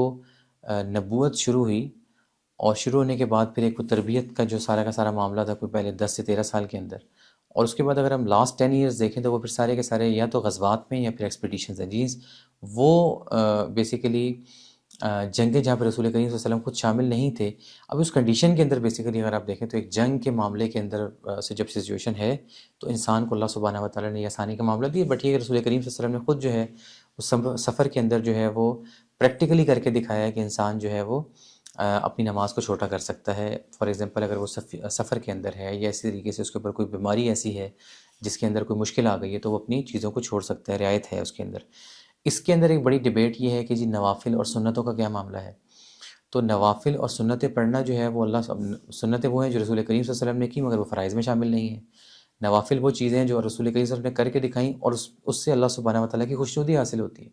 کر لینا بہت بہتر ہے، مگر یہ ہے کہ اگر آپ بیسیکلی جو ہے وہ آپ کی کوئی مجبوری یا مشکل آ گئی ہے یا کوئی ایسا کام آ گیا ہے، اس کے اندر اپنے پہلے فرائض کو آپ پورا کریں گے، اس کے بعد پھر سنتیں اور نوافل ہیں۔ بٹ اس میں جو سیرت نبی پاک صلی اللہ علیہ وآلہ وسلم جو ہے ان سے جو ہمیں بات سمجھ میں آتی ہے وہ کیا ہے کہ جو شخص رسول کریم صلی اللہ علیہ وسلم کی حدیث نبوی کے مطابق اور قرآن کریم کی انڈرسٹینڈنگ کے مطابق کہ جو شخص جان بوجھ کر اپنی فرض نمازیں چھوڑ دیتا ہے وہ کفر کے بہت قریب ہو جاتا ہے۔ تو یہ جو پہلی چیز ہے کہ مومن جو ہے وہ نماز نہیں چھوڑ سکتا کسی بھی کنڈیشن کے اندر، اور پھر اس کے بعد اس کے اوپر لازم ہو جاتا ہے کہ وہ نماز کو پھر قائم کرے، سورہ فاتحہ کو اپنے معاشرے کے اوپر قائم کر کے دکھائے۔ ایک شخص ہے جو اپنی بڑکیں مار رہا ہے، اپنی تعریفیں کر رہا ہے، وہ سورہ فاتحہ کا انکار کر رہا ہے۔ ایک شخص ہے جو بیسیکلی ایاک نعبد و ایاک نستعین تو پڑھ رہا ہے سورہ فاتحہ کے اندر، مگر یہ ہے کہ وہ اللہ سبحانہ و تعالیٰ سے زیادہ جو ہے لوگوں سے ڈرتا ہے، تو یہ پھر نماز جو ہے بیسیکلی قائم نہیں ہو رہی۔ تو قائم کرنا بڑا امپورٹنٹ ہے معاشرے کے اندر۔ ایک شخص ہے جو بیوی کے ساتھ ظلم کرتا ہے، طلاق کے ٹائم میں اس کے اوپر بہتان لگاتا ہے جھوٹے سچے، تو یہ نماز اس کی قائم تو نہیں ہو رہی۔ نماز جو ہے وہ قائم کرنا امپورٹنٹ ہے۔ تو یہ وہ چیز سمجھنی ہے جو اس کا تعلق بڑا گہرا نفس کے ساتھ ہے۔ تو اس کے اندر کیا ہے کہ نماز جو ہے وہ کسی بھی صورت کے اندر جو ہے وہ اس کی معافی نہیں ہے۔ پھر اللہ تعالیٰ کیا فرماتے ہیں اس میں آگے فردر انفاق فی سبیل اللہ کے کانٹیکس کے اندر، اور جو تم میں سے فوت ہوں اور بیویاں چھوڑ جائیں وہ اپنی بیویوں کے لیے وصیت کر جائیں سال بھر کے لیے نان و نطفہ کی، گھر سے نکالے بغیر، پس اگر وہ خود چلی جائیں تو تم سے مواخذہ نہیں، جو وہ دستور کے مطابق کریں، اللہ سبحانہ و تعالیٰ غالب حکمت والا۔ اب دیکھیں فار ایگزامپل ایک شخص ہے وہ جہاد کے لیے نکل چکا ہے، جہاد کے لیے گیا، اب یہ کنٹینیوشن بڑی امپورٹنٹ ہے کہ پہلے اللہ سبحانہ و تعالیٰ جو ہے وہ فیملی افیئرس جو ہمارے ہیں ان کو اوپن اپ کر رہے ہیں. اب یہ کہ جو ہمارا ایک سوشو اکنامک سسٹم کی ہم بات کریں، سوشل سسٹم جو ہے ہمارا، کہ جسٹس بیس مینس کہ ریاست قائم ہو چکی ہے، تو ریاست نے کن کن چیزوں کی رسپانسبلٹی لینی ہے، اس شخص نے اپنی فیملی کو بیسیکلی کس طریقے سے اپنی بیوی کو پروٹیکشن دینی ہے ان کیس آف جہاد. اور ویسے بھی طبعی بھی جو ہے وہ انسان کی موت کا آپ کو پتہ نہیں ہے، کسی بھی وقت آ سکتی ہے. تو اللہ سبحانہ تعالیٰ کیا فرماتے ہیں کہ وہ لوگ، اب مثال کے طور کے اوپر ایک شخص جو ہے وہ فوت ہو جاتا ہے دنیا سے، اس کی بیوی جو ہے اس کے، اب دیکھیں کہ پہلے ہم اس سے پہلے ڈسکس جس چیز کو کر چکے ہیں، اس کے اندر جو معاملہ تھا جو بہت ہی زیادہ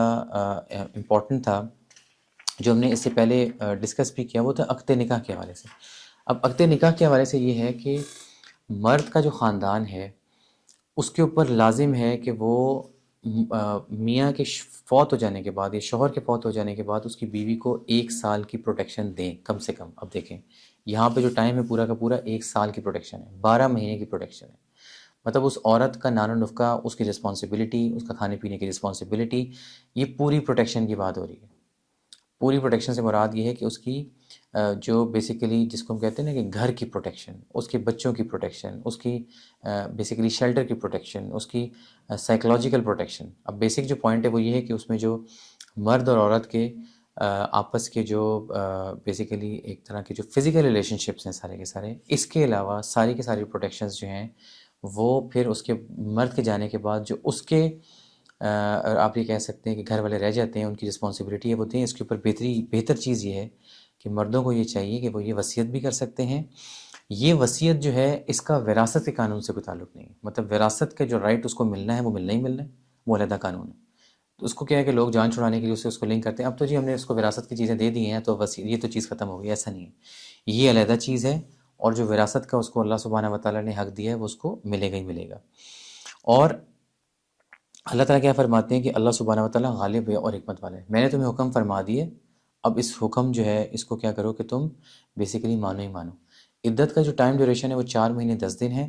اگر اس کے بعد عورت خود شادی کر لیتی ہے کسی مرد سے اور وہ جانا چاہتی ہے، اس کی اپنی چوائس ہے. اگر وہ 4 مہینے 10 دن کے بعد جانا چاہتی ہے اپنے بھائیوں کے پاس، یہ بھی اس کی اپنی چوائس ہے. مگر یہ کہ 1 سال تک آپ اس عورت کو اس گھر سے نہیں نکال سکتے قرآن کریم کی قانون کے مطابق. اور اگر ایسا کوئی معاملہ کسی نے کیا ہے تو اس کے اوپر اس کو توبہ کرنی چاہیے. متعلقہ عورتوں کے لیے معروف طریقے کے مطابق نان و نفقہ ضروری ہے، اور یہ متقین پر ثابت شدہ واجب. اب بیسیکلی کیا ہے کہ یہ لازم امر ہو گیا بیسیکلی اللہ سبحانہ تعالیٰ کے لیے. متعلقہ عورتوں کے لیے معروف طریقے کے مطابق بیسیکلی کیا ہے کہ نان و نفقہ ضروری ہے. یوں اللہ سبحانہ تعالیٰ تمہارے لیے اپنی آیات بیان فرماتے ہیں تاکہ تمہیں عقل آئے، تاکہ تم سمجھو. اب بیسیکلی کیا ہے کہ اب جو اس میں ہمیں سمجھنی ہے وہ یہ ہے کہ ایک تو نان و نفقہ کا حکم آ گیا 1 سال کا جو لازم ہو گیا. مطلب کوئی بھی شخص جو اس دنیا سے جاتا ہے اس کے گھر والے اس کی بیوی کو 1 سال تک اس گھر سے نہیں نکال سکتے، یہ اللہ سبحانہ و تعالیٰ کا حکم ہے. اور اگر وہ یہ کام کرتے ہیں تو یہ اللہ سبحانہ و تعالیٰ کی آیات جو ہیں اس سے وہ انحراف کرتے ہیں. ایک تو یہ کنڈیشن ہے. اس طریقے سے دوسرا جو پوائنٹ ہے وہ کیا ہے کہ بیوہ عورتوں کے بارے میں اب 2 چیزیں کہ جو بیسیکلی وراثت کے احکامات جیسے میں نے پہلے کہا وہ الگ ہوں گے. جو اس کا حصہ بنتا ہے وہ اس کو ملے گا، جو اس کی اولاد کا حصہ بنتا ہے وہ اس کو ملے گا وراثت کے مطابق. اور پھر اس کے بعد جو ایک طرح کی اس کی پروٹیکشن ہے وہ 1 ایئر ہے. اگر وہ ڈیورنگ عدت جانا چاہتی، مطلب ڈیورنگ عدت پوری کرنے کے بعد وہ جانا چاہتی ہے، اٹس اپ ٹو ہر، یہ اس کی اپنی چوائس ہے. اب وہ فیصلہ کرنے ہیں، فیصلہ اس کے ہاتھ میں ہے، اس کو کوئی روک نہیں سکتا. وہ جائے اور وہ پھر شادی کر لے، وہ جیسے چاہے وہ خود چلی جائے تو اس میں اس کو کوئی روک بھی نہیں سکتا. یہ اللہ سبحانہ و تعالیٰ نے بیسیکلی اسلام جو ہے اس کے بارے میں چیزیں بتائی ہیں کہ اگر آپ اس کو دیکھیں تو اللہ سبحانہ و تعالیٰ نے بیسیکلی ایک جو مہذب معاشرہ ہے، اب اس کو اگر ہم آیت نمبر کوئی 222-23 سے سٹارٹ کر لیں اور پھر ہم آ جائیں بیسیکلی ٹورڈز کوئی آیت نمبر 244-243 تک، تو اس پورے کی پوری آیات میں اللہ سبحانہ و تعالیٰ نے ایک معاشرے جو ہے اس کو ترتیب دی ہے کہ آپ کا جو فیملی افیئرز ہیں وہ کس طریقے سے ہوں گے. مرد اور عورت کو ایک بڑا سینٹرل پوائنٹ رکھا ہے جس میں میاں اور بیوی کا ریلیشن شپ بہت ہی امپورٹنٹ ہے، سگنیفیکنٹ ریلیشن شپ ہے. اس کو مینیج کرنا، اس کے اندر جو آزادی اور لبرٹی کا معاملہ ہے وہ سارا کا سارا اللہ سبحانہ و تعالیٰ نے دیا ہے. اور وہ لوگ جو بیسیکلی آج عورت کو دبانے کی کوشش کرتے ہیں اور عورت کے اوپر جو ہے وہ ظلم کرتے ہیں اور اس کو اپنی جوتی سمجھتے ہیں اور اس کو استعمال کر کے جسٹ آپ یہ کہہ سکتے ہیں just as a tissue paper, جیسے کہ ویسٹرن ورلڈ کے اندر اگر آپ دیکھیں تو عورت کو just as a tissue paper استعمال کیا جاتا ہے. اور پھر وہیں سے ہماری جو وہ عورتیں جو بیسیکلی اگنورنس میں رہتی ہیں، قرآن کریم نے کبھی کھولا نہیں ہے اور قرآن کریم کو کبھی سمجھا نہیں ہے. اور جس کی وجہ سے ہمارے گھروں کے اندر دین اسلام موجود نہیں ہے، جو کہ بیسیکلی دین حنیف ہے، جو سیدھا رستہ ہے، وہ پھر جو ہے وہ فیمنزم کی موومنٹس اور میرا جسم میری مرضی جیسی پاگلوں جیسی موومنٹس جو ہیں اس کو سٹارٹ کرتی ہیں۔ یہ انسان کا پاگل پن ہے، یہ اگر آپ دیکھیں تو وہ بیسیکلی اس کی مت ماری جاتی ہے، اس کا دماغ کام کرنا چھوڑ دیتا ہے کہ وہ قرآن کریم نے جو اس کو پروٹیکشن دی ہے، جو بیسیکلی نیچر کے مطابق ہے، وہ اس کے اگینسٹ جا کے خوش ہوتی ہے، جس کے اندر وہ تباہ تو ہوتی ہے، جس کا آؤٹ کم ہمارے سامنے ہی ہے کہ 80% لوگ ویسٹرن ورلڈ کے اندر جو آپ دیکھ لیں تو مہذب معاشرے جو ہمارے سامنے بنے ہوئے ہیں وہاں پہ ڈائیورس ریشو ہے، اور پھر اس کے بعد اگر آپ دیکھیں تو 75% جو ہیں وہاں پہ مطلب لوگ اللیگل طریقے سے رہتے ہیں، 60% وہاں پہ جو بیسیکلی پیدائشیں ہیں وہ اللیگل ہیں، پتہ نہیں کون کس کا بیٹا ہے۔ مجھے آپ بتائیں کہ یہ معاشرہ کیسا چل رہا ہے، اس معاشرے میں کہاں ماں باپ کو پروٹیکشن ملے گی؟ تو ان کو تو اولڈ ہومز ہی بنانے ہیں بیسیکلی۔ اسلام جو ہے وہ بتا رہا ہے کہ جب آپ کی بیوی ہے اس کو آپ نے بیسیکلی علیحدہ رکھنا ہے، اس کی اپنی ایک جگہ اس کو آپ دیں، آپ کے ماں باپ کی جو ہے وہ ایک اپنی جگہ ہے، مگر آپ یہ دیکھیں کہ جب ہم اس معاشرے میں بات کریں تو وہ کہتے ہیں دیکھو جی یہ ماں باپ کو چھوڑ کے چلا گیا، مطلب اسلام جہاں پہ نافذ ہوتا ہے وہ ہمارے معاشرے کے اندر ہماری روایات، کیونکہ ہم روایات کی بھیڑ چڑھے ہوئے ہیں اور ہندوؤں کے ساتھ ہم بہت زیادہ رہے ہیں، تو وہ چیزیں ہمارے اوپر بیسیکلی بہت زیادہ جو ہیں وہ غالب ہے، کیونکہ مینٹالٹی بیسیکلی ہمیں سمجھنی ہے کہ جو پچھلی قومیں تھیں انہی کی مینٹالٹی جو ہے وہ بیسیکلی ہمارے اندر جو ہے وہ برے طریقے سے جو ہے وہ آئی ہوئی ہیں۔ اس کے بعد اللہ سبحانہ و تعالیٰ نے آیت نمبر 243 کے طرف دیکھیں تو اب اسٹیٹ افیئرس کی طرف اللہ سبحانہ و تعالیٰ جا رہے ہیں، مطلب فیملی افیئر سے نکل کے، کیا تم نے نہیں دیکھا انہیں جو اپنے گھروں سے نکلے وہ ہزاروں میں تھے، پھر اللہ سبحانہ و تعالیٰ نے ان کے لیے فرمایا مر جاؤ، پھر زندہ کیا، بے شک اللہ سبحانہ و تعالیٰ لوگوں پر فضل کرنے والا ہے، لیکن اکثر لوگ اس کا شکر نہیں کرتے۔ اور دیکھیں بڑی کلیئر کٹ چیز ہے کہ اللہ سبحانہ و تعالیٰ نے کیا بتایا کہ موت سب سے بڑا جو انسان کا خوف ہے وہ ہے مرنے کا ڈر۔ آج ہم اپنے معاشرے کے اوپر نظر ڈالیں، اس وقت یہ سچویشن ہے کہ ہماری تقریباً کوئی 1 لاکھ، بلکہ اگر ہم چلے جاتے ہیں پچھلے کوئی اس کو ہم ایسے کرتے ہیں کہ 20 سے 30 سال پہ نظر ڈالتے ہیں، مطلب اس وقت ہم 2026 میں رہ رہے ہیں اور ہم اس کو سٹارٹ کرتے ہیں لیٹ سپوز 1999، مطلب پوسٹ 9/11، پوسٹ 9/11 کے بعد عراق، افغانستان، اور اس کے بعد سیریا ہمارے سامنے ہے، لبنان، اور لبنان کے بعد اوبویسلی جارڈن کے مسئلے مسائل ہمارے سامنے ہیں، اور پھر اس کے بعد پاکستان کے اندر جو ہماری مسئلے مسائل، اور پھر اس کے بعد یہ ایران اس وقت چل رہا ہے۔ کم سے کم 50 لاکھ مسلمان جو ہیں وہ مختلف جنگوں کے اندر جو ہیں وہ لقمہ اجل بن چکے ہوں گے، 50 لاکھ مسلمان۔ ایک مسئلہ ہے اس کے پیچھے، اور وہ ایک مسئلہ ہے کہ مسلمان نے جہاد کو چھوڑ دیا۔ جب بھی مسلمان نے جہاد کو چھوڑا ہے، جب بھی اس نے جو ہے وہ موت کے خوف کو اپنے اوپر حاوی کیا ہے، وہ تباہ و برباد ہوا ہے۔ وہ بنی اسرائیل کی قوم، حضرت موسیٰ علیہ السلام کی قوم، جب بیسیکلی جو ہے وہ اس سے پلٹی، اس کے اوپر وہ تباہ ہوئی۔ اب دیکھیں کہ بیسیکلی کیا ہے کہ جب تم نے نہیں دیکھا انہیں جو اپنے گھروں سے نکلے وہ ہزاروں میں تھے، پھر اللہ سبحانہ نے ان کے لیے کیا فرمایا مر جاؤ، پھر انہیں زندہ کیا، بے شک اللہ سبحانہ تعالیٰ لوگوں پر فضل کرنے والا، لیکن اکثر اس پر شکر نہیں کرتے۔ اب اس وقت اگر ہم دیکھیں تو اس کا ہم سائنٹیفک ایسپیکٹ ڈسکس کر لیتے ہیں۔ دو چیزیں بڑی امپورٹنٹ ہیں، ایک تو بیسیکلی اس وقت ایک جینیٹک انجینئرنگ چل رہی ہے بہت زیادہ، جو بڑی امپورٹنٹ ہے اس کو انڈرسٹینڈ کرنے کے لیے، اور دوسری ہم کلوننگ کرتے ہیں انسانیت کی، مطلب مثال کے طور کے اوپر یہ ہے کہ ایک مرے ہوئے انسان کا ایک سیل لیا جاتا ہے اور اس سے بیسیکلی کیا ہے کہ اس سے ویسا انسان تیار کرنے کی کوشش کی جاتی ہے۔ اب جو امپورٹنٹ چیز ہے وہ یہ ہے کہ اس کا ایک سیل لیا جاتا ہے، اس سے ایک انسان بنایا جاتا ہے، وہ انسان دوبارہ وہ نہیں پیدا ہو جاتا، اس کا سیل لیا جاتا ہے، ایک تو بڑی امپورٹنٹ ہے۔ اس کے اندر کلوننگ ہوتی ہے اس بندے کی۔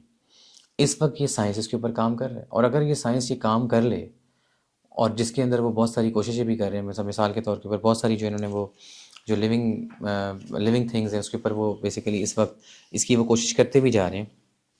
تو اس سے بیسیکلی کیا ہے کہ ایک بڑی سمپل سی مثال ہے کلوننگ کے حوالے سے، کہ آپ نے قلم لی اور قلم کو بیسیکلی لگایا مٹی میں اور اس سے بیسیکلی درخت بن گیا۔ یہ وہ پروسیس ہے، وہ بیسیکلی پیدائش نہیں کر رہے کسی کی، اللہ سبحانہ و تعالیٰ پیدا کرتا ہے۔ وہ بیسک پوائنٹ کیا ہے کہ اس کو ہم یہ کہہ سکتے ہیں کہ یہ ایک ایسی چیز ہے کہ اس کے اندر حیات قائم نہیں ہو رہی، وہ بیسیکلی کیا ہے کہ کلوننگ کا پروسیس ہو رہا ہے۔ اٹ مینس کہ وہ چیز آلریڈی موجود ہے اس سیل کے اندر، اس کو بیسیکلی کیا کر رہے ہیں سائنٹیفک طریقے سے، چاہے وہ جینیٹک انجینئرنگ ہو یا بیسیکلی آپ کی جو کلوننگ کے پروسیس ہیں، ان دونوں پروسیس کے اندر بیسیکلی کیا ہو رہا ہے کہ پیدائش کا پروسیس نہیں ہے، بیسیکلی اس کو آپ یہ کہہ سکتے ہیں کہ ایک ریپلیکیشن کا پروسیس ہے۔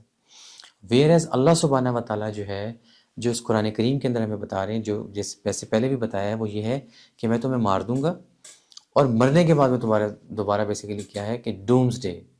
حیات بعد الموت کا جو پروسیس ہے کہ تم پھر دوبارہ سے میں تمہیں زندہ کر دوں گا، اور پھر وہ اٹرنل بھی ہے،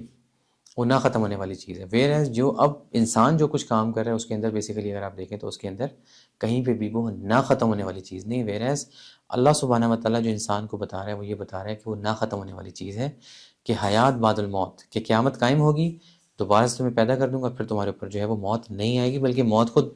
جو ہے وہ اس کو موت آ جائے گی. تو اللہ سبحانہ و تعالیٰ بیسیکلی یہ بات کر رہے ہیں، کل نفس ذائقۃ الموت، کہ ہر نفس جو ہے اس کو بیسیکلی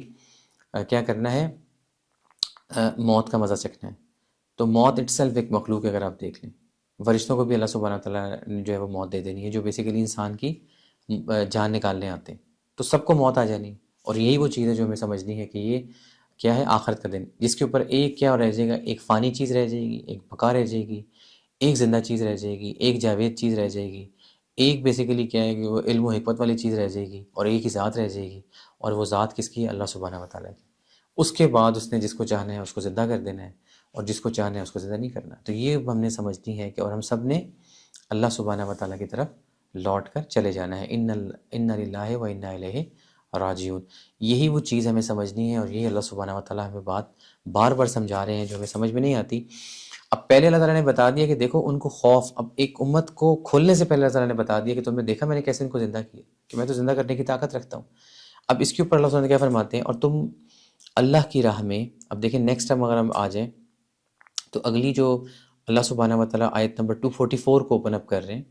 اور اب اس میں جو ہے وہ اللہ سبحانہ و تعالیٰ کا نظام جو ہے اس کو نافذ کرنے کی بات کر رہے ہیں. آپ دیکھیں، اور تم اللہ کی راہ میں قتال جنگ کرو،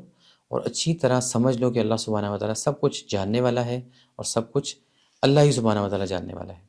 اب اللہ سبحانہ و تعالیٰ کی راہ میں جہاد فی سبیل اللہ کرنا، مطلب اللہ سبحانہ و تعالیٰ کا نظام نافذ کرنا، اللہ سبحانہ و تعالیٰ کی کتاب جو ہے اس کو نافذ کرنا، اللہ سبحانہ و تعالیٰ جو ہے اس کے نام کو بلند کرنا، اس کے کلمے کو بلند کرنا، اس کو جو ہے وہ بیسیکلی حق جو ہے وہ کلمہ طیبہ لا الہ الا اللہ کا جو بیسیکلی حق ہے اس کا جو ہے وہ علم بلند کرنا. اور مطلب یہ ہے کہ رسول کریم صلی اللہ علیہ وآلہ وسلم کی جو اطاعت ہے، جو انبیاء کا جو بتایا ہوا راستہ ہے اس پر چلنا، اور چل کے بیسیکلی کیا ہے، ظلم کے خلاف جہاد کرنا، اور کفر کے خلاف جہاد کرنا، فتنے کے خلاف جہاد کرنا. یہ سارے کے ساری چیزیں کیا ہیں کہ اپنی جان کو اللہ سبحانہ و تعالیٰ کے لیے بیچ دینا. جیسے اللہ تعالیٰ قرآن کریم کے اندر کیا فرماتے ہیں، تیسرا کا جو گروہ ہے جو اپنی جان اور مال کو مجھے بیچ ڈالتا ہے، اور اس کے بیسیکلی اس کے رسپانس میں مجھ سے کیا خریدتا ہے، جنت الفردوس. اے نفس مطمئنہ کے حامل شخص، اب تم جنت میں داخل ہو جاؤ، میں تم سے راضی اور تم مجھ سے راضی. کہ اللہ سبحانہ و تعالیٰ کو جو شخص اپنی جان بیچ دے گا اس زندگی کے اندر، مطلب یہ کہ زندگی سب سے زیادہ انمول چیز ہے، جس نے اللہ کے لیے اس کو بیچ دیا، اللہ سبحانہ و تعالیٰ نے اس کے اوپر تمام رازوں کو افشا کر دیا. اب کیا ہے، اگر آپ دیکھیں جو اس کے بعد اللہ تعالیٰ اس آیت سے جو اگلی آیت لنک کر رہے ہیں، کون ہے جو اللہ سبحانہ و تعالیٰ کو قرض حسنہ دے تاکہ وہ اسے کئی گنا بڑھا دے، بلکہ اس سے بھی زیادہ دے. اور اللہ تعالیٰ ہی رزق کی تنگی کرتا ہے، اور اللہ سبحانہ و تعالیٰ ہی کشادگی کرتا ہے، اور تم سب کو اسی کی طرف لوٹ کر جانا ہے. مطلب بیسیکلی کیا ہے کہ اللہ سبحانہ و تعالیٰ، اب آپ دیکھیں کہ اللہ سبحانہ و تعالیٰ نے کیا دیے، کون ہے جو قرض حسنہ دے، مطلب کون ہے جو مجھے اپنی جان مجھے پیش کر دے، اور کون ہے جو میری رضا کے لیے اپنا مال پیش کر دے. دو ہی چیزیں تو اللہ تعالیٰ نے کہی ہیں کہ جو اپنی بیسیکلی پہلے آپ دیکھ لیں تو بہت پہلے یہ بات کر چکے ہیں اللہ سبحانہ و تعالیٰ کہ ہاں میرے تو اچھے لوگ کون سے ہیں جو اپنی جان اور اپنی مال کو مجھے بیچ ڈالتے ہیں، اس کے تو اس کے اور اس کے رسپانس میں، اس کے ریوارڈ میں مجھ سے خرید لیتے ہیں جنت الفردوس. تو کون ہے جو مجھے اپنی جان اور اپنا مال کا نذرانہ دے دے؟ اس کے لیے پھر بیسیکلی کیا ہے کہ یہ سب سے زیادہ جو نفع بخش تجارت ہے. بیسیکلی آپ دیکھیں تو اللہ سبحانہ تعالیٰ سورہ صف کے اندر پہلے کیا فرما دیا کہ مجھے وہ لوگ سخت ناپسند ہے کہ جو وہ بات کرتے نہیں وہ کہتے کیوں ہیں. اور پھر مومنین کے بارے میں بتا دیا کہ وہ سیسا پلائی دیوار بن جاتے ہیں. آپ یہ دیکھیں تو اوبیسلی یہ جسٹ ریسنٹلی جو ہے وہ پاکستان نے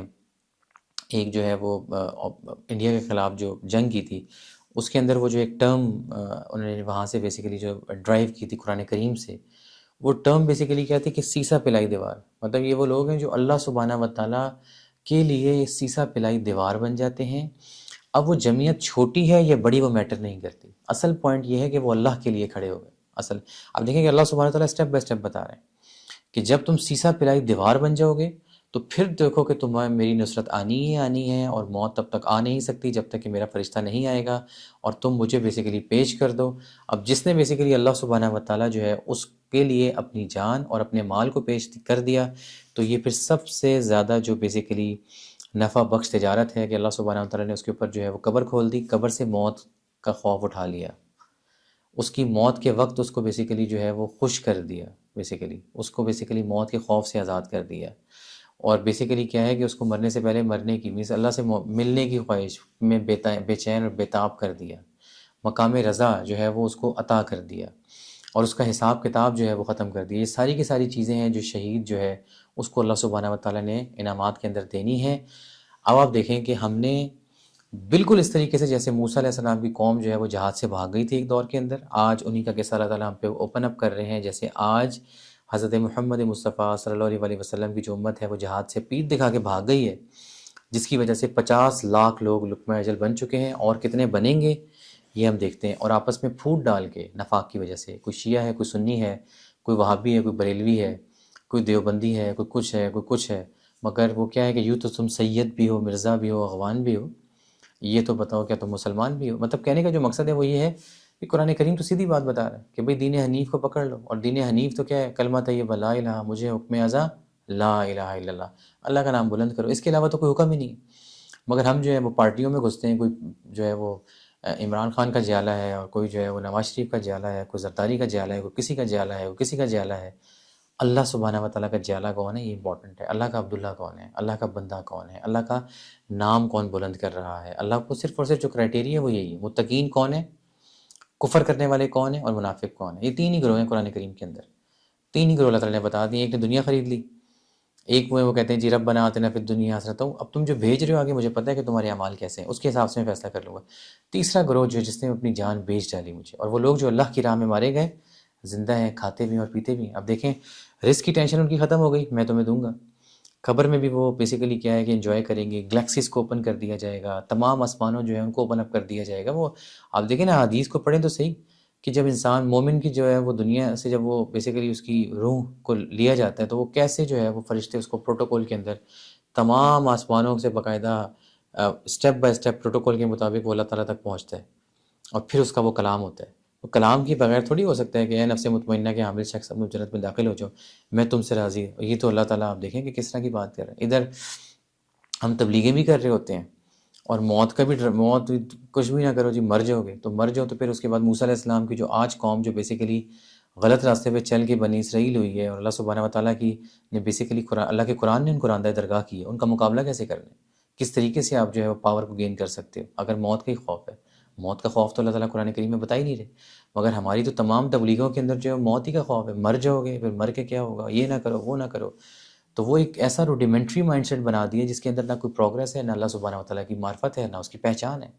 اور ایک جو ہے وہ دین کو ہم نے کنزرویٹو اور ایک ریڈیکل قسم کا اور ایکسٹریمسٹ قسم کا دین بنا دیا۔ میں اکثر میں دیکھتا ہوں فار ایگزامپل آج ٹی ٹی اے اور ٹی ٹی پی، تحریک طالبان پاکستان، تحریک طالبان افغانستان، یہ کون سا دین ہے جس کے اندر جو ہے وہ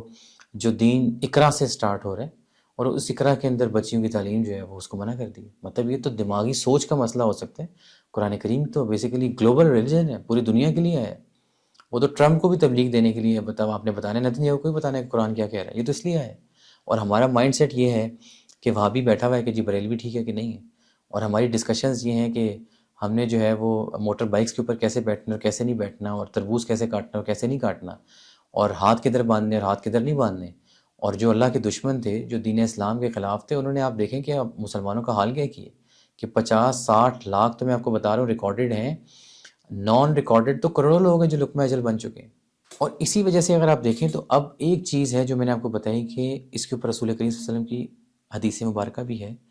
اب کیا ہے کہ ہم اس نا بیسیکلی پوائنٹ کو بڑا ڈسکس کرتے ہیں کہ جی ان کو یہ بیماری لاحق ہو جائے گی، مطلب ایک وقت ہوگا کہ تمام اقوام عالم جو ہیں وہ مسلمانوں کے اوپر ایسے چڑھ دوڑیں گی جس طریقے سے بھوکے کھانوں کے اوپر چڑھ دوڑتے ہیں، وہ حدیث سنانے کے لیے تو بیسک ان کو جی وہان کی بیماری لگے۔ اس بیماری کا مطلب کہ میں اس بیماری میں مبتلا ہوں، آپ اس بیماری میں مبتلا ہیں، ہم میں ہر بندہ بیسیکلی جہاد سے بھاگا ہوا ہے اس وقت۔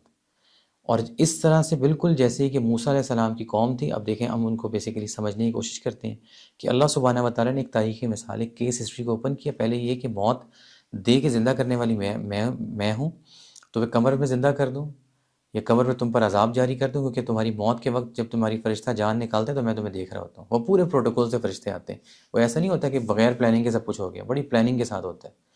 وہ ہمیں ایسا لگ رہا ہوتا ہے کہ جی، وہ پھر ہم یہاں پہ دیکھتے ہیں کہ جی ڈاکٹر کے پاس تو ہم لے کے گئے تھے، مگر بندہ جو ہے نا بس وقت برابر ہو گیا، جلدی جس کو ہارٹ اٹیک ہو گیا تھا۔ وہ بڑی پلاننگ کے ساتھ فرشتے جو ہیں وہ اپنا کام کرتے ہیں، ان کو پتہ ہوتا ہے کہ آج ہم نے یہ کام کرنا ہے۔ وہ ایسا کوئی، اللہ تعالیٰ یہ تو کہہ رہے ہیں آسمان کی طرف نظر اٹھاؤ، اس میں سے کوئی دیکھو، تم جو ہے وہ اسٹریس اینڈ اسٹرین کی کہانیاں سناتے ہو ساری کی ساری سائنٹیفک، مجھے نکال اسٹریس اینڈ اسٹرین کو پروف کرو ذرا آسمان سے، پلر تو ہے ہی نہیں اس کے اوپر، یہ کھڑا کیسے؟ تو بیسک جو پوائنٹ ہے وہ یہ بتا رہا ہے اللہ سبحانہ و تعالیٰ کہ اس کو سمجھو، اپنا جو وہ ایک تمہارا جو کیا کہتے ہیں را مٹیریل ہے اس کو تلاش کر کے دکھاؤ وہ کدھر ہے، تم بڑے کیسے ہو رہے ہو، یہ تمہارا جو شعور ہے یہ کہاں سے آیا ہے، کہاں سے نکلا ہے، اس کو سائنٹیفکلی پروف کر کے دکھاؤ، تمہاری روح کس نے ڈالی ہے اس کو پروف کر کے دکھاؤ۔ کسی سائنس کے پاس اس کا جواب نہیں ہے۔ آج اسپرٹ کے اوپر اللہ تعالیٰ چیلنج کر رہا ہے قرآن کریم، وہ لوگ جو قرآن کریم کے اوپر تدبر تفکر کرتے ہیں وہ پورے کے پورے جو ویسٹرن سائنس ہے جو بیسیکلی عجیب و غریب طریقے سے وہ بتاتے ہیں جی ایسے تیار ہوئی اور یہ ہوا، اور ہمارا بھی اوبیسلی جو انفارچونیٹلی ایک انٹلیکچولی لیڈ بنا ہوا ہے اس ٹائم، انفارچونیٹلی وہ کیا کہتے ہیں کہ بالکل جی یہی تھیوری بالکل ٹھیک ہے، اور بیسیکلی جو ہے وہ بگ بینگ ہوا اور بگ بینگ سے ایسا ہوا اور پھر فلانا ہوا اور پھر یہ ہوا، اور پھر اس کے بعد وہ ڈارون کو پروف کرنے کی کوشش کرتے ہیں۔ اللہ سبحانہ و تعالیٰ سب کو چیلنج کرتے ہیں کہ یہ کیسے ہوا، مجھے پروسیس پورا کا پورا بتاؤ، تمہارے اتنے دماغ 4,000 سال پرانی باتوں کو جانتے کیسے ہیں، 3,000 سال پرانے چیزوں کو جانتے کیسے ہیں جب ایفسین فیاض تمہارے سامنے؟ تو پہلے تو تم بیسیکلی دیکھتے تھے کہ جی وہ اسٹیفن ہاکن کیا کہتا ہے، اور بیسیکلی جو ہے وہ آئنسٹائن نے کیا اور ایسا کیا کیا اور ویسا کیا کیا، وہی اب دیکھ لیں کہ بائسنس پروف ہوتی ہے کہ آئنسٹائن خود یہ کہتا ہے کہ میری غلطی تھی کہ میں نے جو ہے وہ ایک نہ میں امریکہ کو یہ بتاتا، اوبیسلی میں ایک جیو تھا، پھر اوبیسلی بائسنس تو تھی کہ نہ میں امریکنس کو یہ سارا بیسیکلی نیوکلیر جو اس نے بنایا اور اس کا نہ میں بتاتا، نہ میں لیٹر بھیجتا، نہ میں نازیزم کے خلاف یہ پروپیگنڈا کرتا، نہ یہ جاپان کے اوپر سب کچھ ہوتا۔ تو اٹ مینس کہ انسان کمزور ہے، مگر اللہ سبحانہ و تعالیٰ کی کتاب جو حق اور سچ ہے، جو کچھ بتاتی ہے وہ سچ ہے۔ کہ کیا آپ نے دیکھا، غور نہیں کیا کہ موسیٰ علیہ السلام کے بعد نبی ایک بنی اسرائیل کے سرداروں کی طرف جب ان لوگوں نے اپنے نبی سے کہا کہ ہمارے لیے ایک امیر مقرر کر دیجئے تاکہ کہ ہم اللہ کی راہ میں قتال جنگ کریں، ان کے نبی نے کہا ہو سکتا ہے کہ تم پر قتال فرض کر دیا جائے، تم قتال نہ کرو۔ انہوں نے کہا ہم کیوں نہ اللہ کی راہ میں لڑیں گے، ہمارے گھروں ہمیں بیسیکلی کیا ہے، ہمیں ہمارے گھروں سے نکالا گیا اور پھر اس کے بعد اولادوں سے جدا کر دیا گیا، پھر جب ان پر قتال فرض ہوا تو چند لوگوں کے علاوہ باقی سب کے سب پھر گئے، اور اللہ سبحانہ و تعالیٰ ظالموں کو خوب جانتا ہے۔ ان کو بھی پتہ تھا پہلے پچھلی قوموں کے اندر کہ جب وہ جہاد سے بھاگے، حضرت موسیٰ علیہ السلام کی قوم، تو جب وہ جہاد سے بھاگ گئے اور بیسیکلی جب قتال سے بھاگے تو ان کے اوپر اللہ سبحانہ و تعالیٰ کا عذاب آیا۔ عذاب کیسے آیا؟ ظلم، بربریت، تباہ و بربادی، ظلم ظالم قسم کے حکمران کے اوپر بیسیکلی آئے۔ موسیٰ علیہ السلام کیوں آئے تھے؟ کس کے خلاف آئے تھے؟ کیونکہ ایک ظالم جو ہے وہ حکمران تھا، تو وہ دعائیں تھیں ان کچھ لوگوں کی کہ یا باری تعالیٰ ہمیں نکال دے اس مصیبت سے۔ آج بھی ہم ایک موسیٰ کا انتظار کر رہے ہیں، آج بھی ہم ایک امام مہدی علیہ السلام کا انتظار کر رہے ہیں، اور کس چیز کا انتظار کر رہے ہیں؟ یہ کس وجہ سے؟ کیونکہ ہم نے خود بیسیکلی جہاد سے کمر جو ہے وہ بیسیکلی موڑ لی ہے، ہم خود جہاد اللہ کے لیے جان دینے کے لیے تیار نہیں ہیں۔ طبعی موت آ جائے گی، کینسر سے کوئی مسئلہ نہیں ہے، گاڑی کے نیچے آ کے مر جائیں گے، کوئی ٹینشن نہیں، مگر قتال اور جہاد سے ہماری جان نکلتی ہے، اللہ کا نظام نافذ کرنے کے لیے ہماری جان نکلتی ہے، کیونکہ ہمارے اندر منافقت ہے، ہمارے اندر جو ہے وہ دین کا وہ ایمان نہیں ہے جو بیسیکلی اللہ سبحانہ و تعالیٰ کی ہم سے ایکسپیکٹیشنز ہے کہ اپنی جان اور مال کو مجھے پیش تو کرو، ہم پیش کرنے کے لیے تیار نہیں ہیں۔ سارے کے سارے فلاسفرز ہیں، بھاگ جاتے ہیں۔ وہ بیسیکلی ایک بندہ فار ایگزامپل کوئی عمران خان کی طرف تھا پارٹی میں، یا تھوڑا سا کرائسس سٹارٹ ہوتا ہے، ملک چھوڑا بھاگے باہر جا کے جو ہے وہ سسٹم کو لان تان کرنا شروع کر دیتے ہیں، بہتان لگانا شروع کر دیتے ہیں، جی پوری آرمی کرپٹ ہے آپ کی، ساری کی ساری آرمی جو ہے وہ بیسیکلی جو فرعون کے نقش قدم پہ ہے، ساری کی ساری جو وہ آرمی ہے وہ بیسیکلی رامیز کے ماننے والی ہے، یہ دجالی ہے، یہ دجالی فتنہ ہے۔ تو بھئی آپ کس کو ماننے والے ہیں؟ بات تو یہ سمجھنے کی کہ اللہ کے لیے تو آپ بھی نہیں کھڑے ہوئے تھے، اللہ کا نظام تو آپ نے بھی نافذ نہیں کیا۔ اگر میں اللہ کے لیے کھڑا ہوا تھا تو مجھے اللہ کے لیے تو پیش کرنا تھا، پھر مجھے بھاگ کے جانا ہی نہیں تھا۔ تو یہ وہ چیزیں ہیں جو بیسیکلی ہمیں قرآن کریم کے اندر سے سمجھنے کی کوشش کرنی ہے کہ پہلے مجھے اپنا فتنہ، اگر میں فتنہ کا حصہ ہوں تو میں اپنے آپ کو پہلے اس فتنے سے باہر نکالوں، پھر میں اس فتنے کے خلاف جہاد کروں، پھر اس کے بعد میں بڑی بڑی باتیں کروں ساری کی ساری۔ مطلب یہ کہ یہاں پہ میں رشوت دیتا ہوں، رشوت ٹوٹل میری انکم 100% یہ ہے کہ پورا دن سرکاری آفس میں بیٹھ کے میں نے رشوت کے پیسوں کے اوپر اپنا گھر چلانا ہے، اور اپنی اولاد کو حرام کھلانا ہے، اور اس کے بعد پھر ایک ریلی نکالتی ہے ایک اسلامک آرگنائزیشن پاکستان کے اندر، اس میں جو ہے وہ خلافت راشدہ کا ماڈل پاکستان میں نافذ کرنا ہے، اور خلافت راشدہ جو ہے مجھے قائم کرنی ہے۔ اللہ تعالیٰ سورہ صف میں پہلی بات کیا بتا رہے ہیں کہ مجھے یہ بات سخت ناپسند ہے کہ وہ بات جو تم کرتے نہیں وہ کہتے کیوں ہو۔ میں نے اپنے اندر جھانکا ہے، پہلے میں اپنے اندر تو خلافت کو قائم کروں، پھر اس کے بعد میں بات کروں کسی سے کسی نظام کو نافذ کرنا ہے میں نے اللہ تعالیٰ کا۔ میری زندگی میں وہ نظام نافذ نہیں ہوا ہوا، میری کمپنی کے اندر وہ نظام نافذ نہیں ہوا ہوا، خود میں ظلم اور فرعونیت جو ہے وہ کرتا ہوں۔ میرا جو بیسیکلی ایک شخص جو بیسیکلی میرا ڈرائیور ہے، اس کی اتنی اس کو اجازت نہیں کہ وہ میرے ساتھ بیٹھ کے کھانا کھا سکے، یہ رامیز کرتا تھا، یہ فرعون کرتا تھا۔ اور یہاں سے میں نکلتا ہوں کھانا کھا کے اس طریقے سے، اس کو میں پوچھتا نہیں ہوں، وقت پہ اس کی اجرت اس کو میں دے نہیں رہا، اور باہر نکل کے میں ایک ریلی کا حصہ بن جاتا ہوں کہ جی اللہ کا نظام نافذ ہونا ہے۔ اور پھر اس کے بعد جو ہے وہ بچائے گا کون بچائے گا اس ملک کو، جی فلانا بچائے گا۔ تو ان چیزوں سے بیسیکلی ہم اس لیے پھنسے ہوئے ہیں کہ ہم اللہ سبحانہ و تعالیٰ کی جو آیات ہیں اس پر نظر نہیں ڈالتے، کہ اس میں جو واقعہ ہے کہ ان کے نبی نے انہیں کہا بے شک اللہ سبحانہ و تعالیٰ نے طالوت کو تمہارا امیر مقرر کر دیا۔ وہ بولے کیسے ہو سکتی ہے اس کی بادشاہت ہمارے اوپر، جب کہ ہم اس سے زیادہ اہل ہیں، اور اسے تو ہم سے زیادہ دولت و ثروت نہیں دی گئی۔ نبی نے کہا بے شک اللہ سبحانہ و تعالیٰ نے اسے تم لوگوں میں سے چن لیا ہو، اور اسے علم اور جسمانی طاقت میں ممتاز کیا، اور اللہ سبحانہ و تعالیٰ جسے چاہتا ہے حکومت عطا کرتا ہے، اور اللہ تعالیٰ کی ذات پاک لامتناہی ہے، وہ لوگوں کی اہلیت کو خوب سمجھتا ہے۔ اور ان کے نبی نے ان سے کہا کہ ان کی حکومت کی نشانی یہ ہے کہ تمہاری طرف تابوت، بیسیکلی کہ تابوت آئے گا، اس میں تمہارے رب کی طرف سے سامان تسکین ہوگا، اور کچھ بچی ہوئی چیزیں جو آل موسیٰ اور آل ہارون چھوڑ گئے تھے اسے فرشتے اٹھا لے آئیں گے، بے شک واقعے میں تمہارے لیے واضح نشانی ہے اگر تم واقعی ایمان والے ہو۔ ان تین آیات کے اندر ہم دیکھیں تو کیٹیگوریکلی ہماری اس وقت پوری مسلم دنیا کے جو حالات و واقعات ہیں اللہ سبحانہ و تعالیٰ خوبصورت طریقے سے اوپن اپ کرتے ہیں۔ ہم قتال سے بھاگے، ہم جہاد سے بھاگے۔ اگر آپ دیکھیں تو جان آف دماسکس جو ہے یہ کب سے جو ہے وہ اسلاموفوبیا کی کیمپین چلا رہا ہے، نبی کریم صلی اللہ علیہ وسلم کی ذات کو معاذ اللہ استغفر اللہ ڈاؤٹ فل کرنا، اور ان کی اور اس کی اوبیسلی وجہ یہ کہ اس نے جو ہے وہ آج کے دور کے اندر اگر ہم کیٹیگوریکلی بات کریں اس نے کس چیز کو بچانا تھا، بیسیکلی جو ہے وہ ہم نے سمجھنا ہے جان آف دماسکس سے مراد کیا ہے، پاپس کو بچانا تھا۔ اب ہم یہ دیکھیں کہ بیسیکلی آج کے جو پاپس ہیں ان کا جو رول تھا، اگر کرسچینٹی کا جو ڈارک ایجز ہیں اگر آپ اس کو پڑھیں ساری کی ساری، آج بھی اگر آپ دیکھیں تو پروٹیسٹنٹس کس چیز سے نکلے ہیں، پروٹیسٹنٹس کیوں بنے ہیں کرسچینٹی کے اندر، کیوں انہوں نے بیسیکلی جو ہے وہ جو ایک ان کا سینٹرلائز پاپ کا سسٹم تھا اس کو چھوڑا ہے، ریزن کیا تھا بیسیکلی اگر ہم دیکھیں تو وہ آج ہم کرتے ہیں جی رتھ چائلڈ ایک طرف جو ہے وہ کھڑا ہوا ہے، اور سیکنڈ سائڈ کے اوپر ہم دیکھتے ہیں کہ جی وہ مثال کے طور کے اوپر وہ بیل قرآن کریم کے اندر جو وہ بیل مینس شیطان کی جو پوجا ہے اس کے اندر وہ رتھ چائلڈ کیا کر رہا ہے، اور پھر اس کے بعد جو ہے وہ راک فیلر کیا کر رہا ہے، اور راک فیلر کے نیچے اگر ہم دیکھتے ہیں تو وہ جو ایک چرچ کا رول ہے وہ سینٹرل کنڈیشن جس میں ایونجینیکل کرسچنز آج کل ہیں، اور وہ جو زائنزم کا ایک کٹ جو ہے پورا کا پورا وہ کر کیا رہا ہے، پوزیشن، اتھارٹی، پرسنل انٹرسٹ، بادشاہت، طاقت، پوری دنیا کو کنٹرول کرنا۔ آج ایلن مسک کو بھی اس لیے ایپسٹین فائلز کے اندر کیا ہے کہ جو پوری دنیا مجھے کنٹرول کرنی ہے، اینڈ وی آر ویٹنگ۔ آج دیکھ لیں کہ جو ایران کی جنگ ہے اس کے اندر جو ہے وہ اپنے مسیح کا رول ہے، اور مسیح کے اندر basically they want to control the world, whereas اللہ سبحانہ و تعالیٰ is saying that you need to serve the world. Serving the world and controlling the world میں دو ڈفرینٹ اسپیکٹس ہیں، ایک انفاق فی سبیل اللہ ہے اور ایک شیطان کی پوجا ہے، ایک اللہ کی پوجا ہے اور ایک شیطان کی پوجا ہے۔ تو یہ ہمیں ڈیسائیڈ کرنا ہے کہ بیسیکلی ہم کس سائڈ پہ ہیں۔ آپ دیکھ لیں یہاں پہ جو ایگزیکٹ کنڈیشن ہے کہ قتال سے بھاگے، اللہ سبحانہ و تعالیٰ کی خلافت چھوڑی، اللہ کا نظام چھوڑا،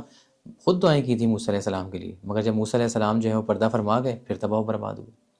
پھر بھاگے، پھر دعائیں کی۔ اب دیکھیں اس کے اندر تین چار چیزیں بڑی امپورٹنٹ ہیں کہ اگر ہم دیکھیں تو ایک جس قوم کا جسے شرازہ بکھرا ہوا ہوتا ہے وہ قوم کون سی ہوتی ہے، تو پاکستانی قوم کا شرازہ بکھرا ہوا ہے۔ سی ڈی ایف چور ہے، سی ڈی ایف 2 نمبر ہے، سی ڈی ایف فلانا ہے، سی ڈی ایف دمکانا ہے۔ خود میں سول بیوروکریسی کا پارٹ ہوں تو پورا دن رشوت لیتا ہوں، آفس جاتا نہیں ہوں، میں پروفیسر ہوں تو پیپر جو ہے وہ میں مطلب خود میں کسی یونیورسٹی کا پروفیسر ہوں، گریڈ 6 کی بچی سے میں اپنے پیپر چیک کرواتا ہوں، اور بیسیکلی یہ کہ اگر میں ڈاکٹر ہوں تو میری نظر 5,000 روپے فیس پہ ہوتی ہے، اور 2 کروڑ روپے کی ڈگری لے کے میں نے جو ہے وہ ایک بڑے میڈیکل کالج سے میں 2 کروڑ روپے کی ڈگری لی ہے، اس کے بعد میں نے بیسیکلی کسائیوں کی طرح پیشنٹس کو چیک کرنا ہے جس کے اندر نفاق ہی نفاق ہے۔ ٹارگیٹ یہ ہے کہ مجھے آج کے دن میں اگر میں بڑا سرجن ہوں تو 4 لاکھ روپے پورے کرنے ہیں، یہ ٹارگیٹ ہے۔ اگر میں ایک بہت بڑا اسلامک موٹیویشنل اسپیکر ہوں تو مجھے 10% کا کٹ چاہیے، مطلب یہ کہ میں آپ کو یتیم اور مسکین کے لیے پیسے اکٹھے کر کے دوں گا UK اور کینیڈا سے، مگر اس کے اگینسٹ مجھے 10% دے دیں۔ یہ میرا دین کا سٹینڈرڈ ہے، اور یہاں سے میں نے ریاست مدینہ کو سٹارٹ کرنا ہے۔ اور جو 2 نمبر ہے اور جو غلط ہے وہ CDF ہے۔ مطلب یہ کوئی عجیب و غریب سا سسٹم ہے۔ مطلب میں یہ سوچتا ہوں کہ ہمیں، اور وہ لوگ جو بہتان لگاتے ہیں، اور وہ جو ایک ہے نا ہمارا میسج، مطلب بلا وجہ جو ہے وہ ہمیں کسی شخص کی محبت میں جو ہے وہ کسی شخص کو جو ہے وہ درندہ صف ڈکلیئر کر دیتے ہیں، وہ بغیر کسی وجہ کے، بغیر جانے بوجھے۔ میرے پاس کوئی پروف نہیں ہے، مطلب آج میں فار ایگزامپل اس فورم کے اوپر بیٹھا ہوں، میرے پاس کون سا ایویڈنس ہے کہ میں یہ کہوں کہ شہباز شریف جو ہے وہ شیطان ہے، نواز شریف شیطان ہے، اور لیٹ سپوز عمران خان جو ہے وہ مسیح ہے، اور جو کرنٹ آرمی چیف ہے یہ بیسیکلی معاذ اللہ استغفر اللہ شیطان کی پوجا اور پرستش کر رہا ہے؟ میرے پاس کوئی پروف نہیں ہے۔ میرے پاس میرا جو افیکٹو ڈومین ہے قرآن کریم کی روشنی سے جو حق اور سچ کی بات ہے وہ میں کروں، مجھے بہتان کی اجازت نہیں۔ اور وہ لوگ جو بہتان لگاتے ہیں، اگر ان کو اللہ سبحانہ و تعالیٰ نے توبہ کا وقت نہ دیا ہوتا، مطلب قریب تھا کہ میرا عذاب ان کو اچک لیتا۔ کیا یہ اچھی بات تھی؟ جو بات تم نہیں جانتے تھے اس کے بارے میں کیا فرماتے، کیا کہتے ہیں کہ میں یہ بات نہیں جانتا، میرا اللہ سبحانہ و تعالیٰ بات جاننے والا ہے۔ ہم دعائیں کر رہے ہیں کہ یا باری تعالیٰ کوئی میں اچھا بندہ مل جائے، ہو سکتا ہے کہ وہی اچھا بندہ آج آپ کو مل ہی چکا ہو، اور اس کے اوپر اگر ہم بہتان لگا رہے ہیں تو ہم پھنسے ہوئے ہیں۔ اور اگر نہیں، اور اگر وہ نہیں ہے تو پھر اللہ سبحانہ و تعالیٰ بہتر بندہ دے دیں گے۔ اس ملک کے اندر کون سا بندہ تیار ہے جہاد کرنے کے لیے؟ کون سا بندہ تیار ہے فتنے اس سے بیسیکلی باہر نکلنے کے لیے؟ ہر شخص دیکھ لیں تو میں خود ظالم بھی ہوں اور میں خود مظلوم بھی بنا ہوں۔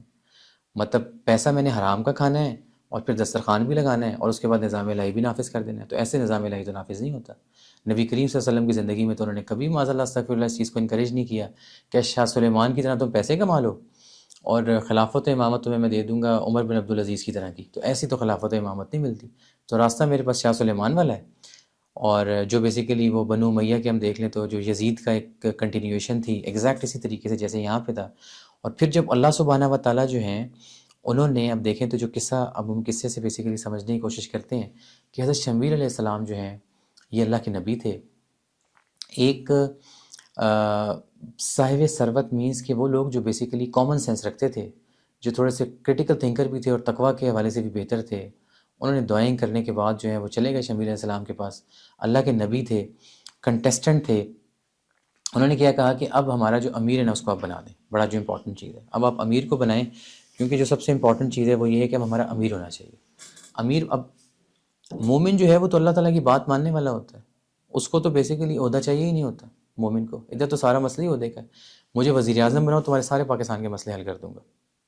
ہاں مگر بننا، مطلب نفس کی سب سے بڑی حلاوت چاہیے، پورے ظلم کے ساتھ وزیر اعظم بنوں گا الیکٹیبلز کی سیاست سے، سب جائز ناجائز سب کا سب میرے لیے جائز ہے باقی سب کے لیے ناجائز ہے۔ مطلب یہ کامن سی ایک پریکٹس ہے، ساری جماعتوں کو ہم دیکھ لیں۔ مطلب میں یہ کہتا ہوں جو ہماری دینی آرگنائزیشنز ہیں وہ اپنی اوپر نظر خود ڈالیں۔ مطلب پوائنٹ کیا میں آپ کو قرآن کریم کی آیات سے اور احادیث نبوی کے کانٹیکس میں بتا رہا ہوں۔ مطلب کیا ہماری اسلامک آرگنائزیشنز جو ہیں وہ پائلٹ سے جو ہے وہ چندہ منگوا کے یہاں پہ اسلامی کام نہیں کرتی ہیں، دینی کام نہیں کرتی؟ کیا ہم بیسیکلی جو ہے وہ اپنی NGOs کو بنانے کا مقصد ایزی منی ہے نا، میسر ہے؟ میسر کیا ہے؟ میسر سے مراد کیا ہے؟ مطلب بیسک جو ہے کہ میری کوئی ایفرٹ ہی نہیں لگتی اور میرے پاس پیسہ آ جاتا ہے۔ کیوں اللہ سبحانہ تعالیٰ نے ڈرگس کے کام کو حرام قرار دے دیے؟ محنت اس پہ بڑی ہوتی ہے، یہ نہیں ہوتی۔ کیوں اللہ تعالیٰ نے لاٹری کے بزنس کو حرام قرار دے دیا ہے؟ بیسیکلی کیونکہ اس میں ایک شخص کے دل میں آپ کے لیے نفرت پیدا ہو رہی ہے، اور اللہ سبحانہ و تعالیٰ ایسی تجارت کو نفع بخش تجارت ہی نہیں کہتے۔ سود کو حرام کرنے کی وجہ ہی یہی ہے کہ دو لوگوں کے درمیان استحصال کا معاملہ ہے، ایک شخص کے دل میں نفرت پیدا ہو رہی ہے دوسرے شخص کے بارے میں، یہ ہے نفاق، انفاق فی سبیل اللہ کا انکار ہے۔ آپ دیکھ لیں آپ کیا کر رہے ہیں، آپ کس راستے کے اوپر ہیں۔ تو شمویل علیہ السلام جو ہیں ان کو ایک بیسیکلی کاؤنسل نے یہ کہا، جو بیسیکلی معتبر کاؤنسل تھی، کہ آپ جو ہیں وہ معتبر کاؤنسل کیا کرے کہ اپنا امیر ڈکلیئر کر دے، اور وہ بیسیکلی انہوں نے خود بھی نہیں کیا، انہوں نے اللہ کے نبی کو کہا، تو وہ اللہ کا فیصلہ تھا۔ اور اللہ کے فیصلے کے اندر ہم نے دیکھنا ہے کہ ہم نے بیسیکلی جو ہے وہ اللہ سبحانہ و تعالیٰ کے فیصلے کے اگینسٹ نہیں جانا، ہم نے اللہ سبحانہ و تعالیٰ کے فیصلے کی پھر تاکید یا تائید کرنی ہے۔ مطلب اب ایک بڑی ڈسکشن اور ڈیبیٹ ہوتی ہے، آپ اس قصے میں نشانیاں ہیں جو غور و فکر کریں۔ طالوت اور جالوت کا واقعہ بڑا کلیئر ہے کہ آپ ایک متقی پرہیزگار بندہ جو ہے وہ نکالیں گے، جس کو آپ اللہ سبحانہ و تعالیٰ کے فضل و کرم سے بیسیکلی کیا ہے کہ انسان کو اللہ سبحانہ و تعالیٰ نے شعور کا معاملہ دیا ہے، اس کو اپنا رہبر اور رہنما بنا لیں گے، کہ وہ آپ اپنا امام بنا لیں گے۔ کس طریقے سے، اس کی کنڈیشنز کیا ہیں، اس کی کنڈیشنز کے اندر بیسیکلی کیا ہوگا اس کی جو فزیکل فٹنس ہے اور اس کی جو مینٹل فٹنس ہے اور اس کا جو آئی کیو ہے وہ آپ دیکھیں گے۔ اللہ سبحانہ و تعالیٰ نے طالوت کو علم عطا کیا تھا، اور جالوت جس کو نفرت ہوئی تھی، جاہل تھا، اس کو بیسیکلی کیا تھا، اس نے دولت سے ان کو گیج کیا تھا۔ تو آج کی سیاست آپ کی ساری کی ساری دولت کے ارد گرد گھومتی ہے۔ 2 کروڑ میں ڈاکٹر تیار ہوتے ہیں اور 5 کروڑ میں بیسیکلی ایک ایم این اے بن جاتا ہے اور ایک ایم پی اے بن جاتا ہے۔ تو آپ تو بیسیکلی یہ دیکھتے ہی نہیں ہیں کہ کسی کا پیسہ جو ہے وہ یہ میٹر ہی نہیں کرتا۔ تو طالوت تو بیسیکلی اللہ سبحانہ و تعالیٰ نے بالکل ایک غریب شخص کو صرف اور صرف اس کی 2 چیزیں، اس کی فزیکل فٹنس، اس کی مینٹل فٹنس اور اس کی کریکٹر، بیسیکلی اس کا جو کریکٹر تھا اس کے اوپر یہ ڈکلیئر کر دیا تھا۔ آج اب آپ دیکھیں کہ تو احادیث کی روشنی کے اندر جو بڑی امپورٹنٹ چیز ہے وہ یہ ہے کہ میرے جو علماء ہیں وہ انبیاء کے وارث ہوں گے۔ اپنے علماء کے اوپر ہم نظر ڈالیں، آج ہم حالات دیکھ لیں، پھوٹ ڈالنے کے اندر پڑے ہوئے ہیں، مطلب یہ کہ فرقہ پرستی کی آگ کے اندر ہم برے طریقے سے اپنے آپ کو جلا رہے ہیں۔ آج کتنے لوگ ہیں جو اپنے آپ کو بیسیکلی پیش کریں کہ جی ہم کونسل کے ممبر بنتے ہیں، نہ ہمیں صدارت چاہیے، نہ ہمیں وزارت چاہیے، ہمیں کچھ بھی نہیں چاہیے، ہم we want to be the part of the council, ہم کونسل کے ممبر بنیں گے اور اپنے پورے دماغ کو استعمال کر کے ایک صالح بندے کو ہم اپنا جو ہے وہ خلیفہ نامینیٹ کریں گے جو کہ اللہ سبحانہ و تعالیٰ کا نظام نافذ کرے گا۔ یہ اس میں نشانی ہے اللہ سبحانہ و تعالیٰ کی، ہم دیکھیں تو اس قصے کے اندر۔ اور پھر ایک چھوٹی سی جماعت بیسیکلی آپ دیکھیں تو ان کے اوپر جو فردر آزمائش آئی اور کس طریقے سے بڑی جماعت چھوٹی بنی، مگر چھوٹی جماعت جو ہے وہ کیسے غالب ہوئی، اس کے اوپر اللہ سبحانہ و تعالیٰ کے فضل و کرم سے ہم جو ہے وہ غور و فکر کریں گے۔ یہ بہت ہی امپورٹنٹ آیات ہیں ہمارے لیے، سمجھنے کے لیے آیات ہیں کہ ہم کس نبی کے ماننے والے ہیں، ہم کس رب کو مانتے ہیں۔ اور اس کا سب سے گہرا تعلق یہ ہے کہ ہمیں ہمیشہ شیطان کو اپنا دشمن بنا اور بتا کر دکھایا گیا، مگر اللہ سبحانہ و تعالیٰ نے قرآن کریم کے اندر جو ہے وہ جب آپ کے دشمنوں کا ذکر کیا تو اس کے اندر آپ دیکھیں تو دنیا کو کس طریقے سے بتایا، پھر اس کے بعد نفس کو کس طریقے سے آپ کے اوپر اوپن اپ کیا، پھر ہوا کا معاملہ جو بیسیکلی ہے وہ میری پھوں پاں جو ہوتی ہے اور میرا تکبر اور اکڑ جو ہوتی ہے۔ تو ہمیں اپنے نفس کو سمجھنا ہے، اپنے نفس کو ہم آج میں یہ کہتا ہوں کہ اس پروگرام کا ٹیک اوے یہ ہونا چاہیے کہ میں اپنا تزکیہ نفس کروں، میں اللہ سبحانہ و تعالیٰ سے حق جو ہے اس کو بیسیکلی طلب کروں، اور مجھے اللہ سبحانہ و تعالیٰ جو ہے وہ حق کے راستے کے اوپر چلا کر رکھے، مجھے اللہ سبحانہ و تعالیٰ جو ہے وہ اپنے نیک بندوں میں اللہ سبحانہ و تعالیٰ شامل کر لے، مجھے اللہ سبحانہ و تعالیٰ اپنے صالح بندوں میں شامل کر لے۔ اللہ سبحانہ و تعالیٰ مجھے قرآن کریم کو پڑھنے، اس کو سمجھنے اور اس کے اوپر عمل کرنے کی توفیق عطا فرمائے، تاکہ سورہ صف کے مطابق جو ہے پھر میں جو کہوں میں وہی کہوں جو میں کر بھی رہا ہوں، میں وہ نہ کہوں جو میں کرتا ہی نہ ہوں۔ تو اللہ سبحانہ و تعالیٰ ہم سب کو جو ہے وہ دین اسلام کو، جو کہ دین حنیف ہے، ایک سیدھا راستہ ہے جس کو ملت ابراہیمی کہا گیا ہے، اس کو سمجھنے کی توفیق عطا فرمائے۔ وما علینا الا البلاغ المبین۔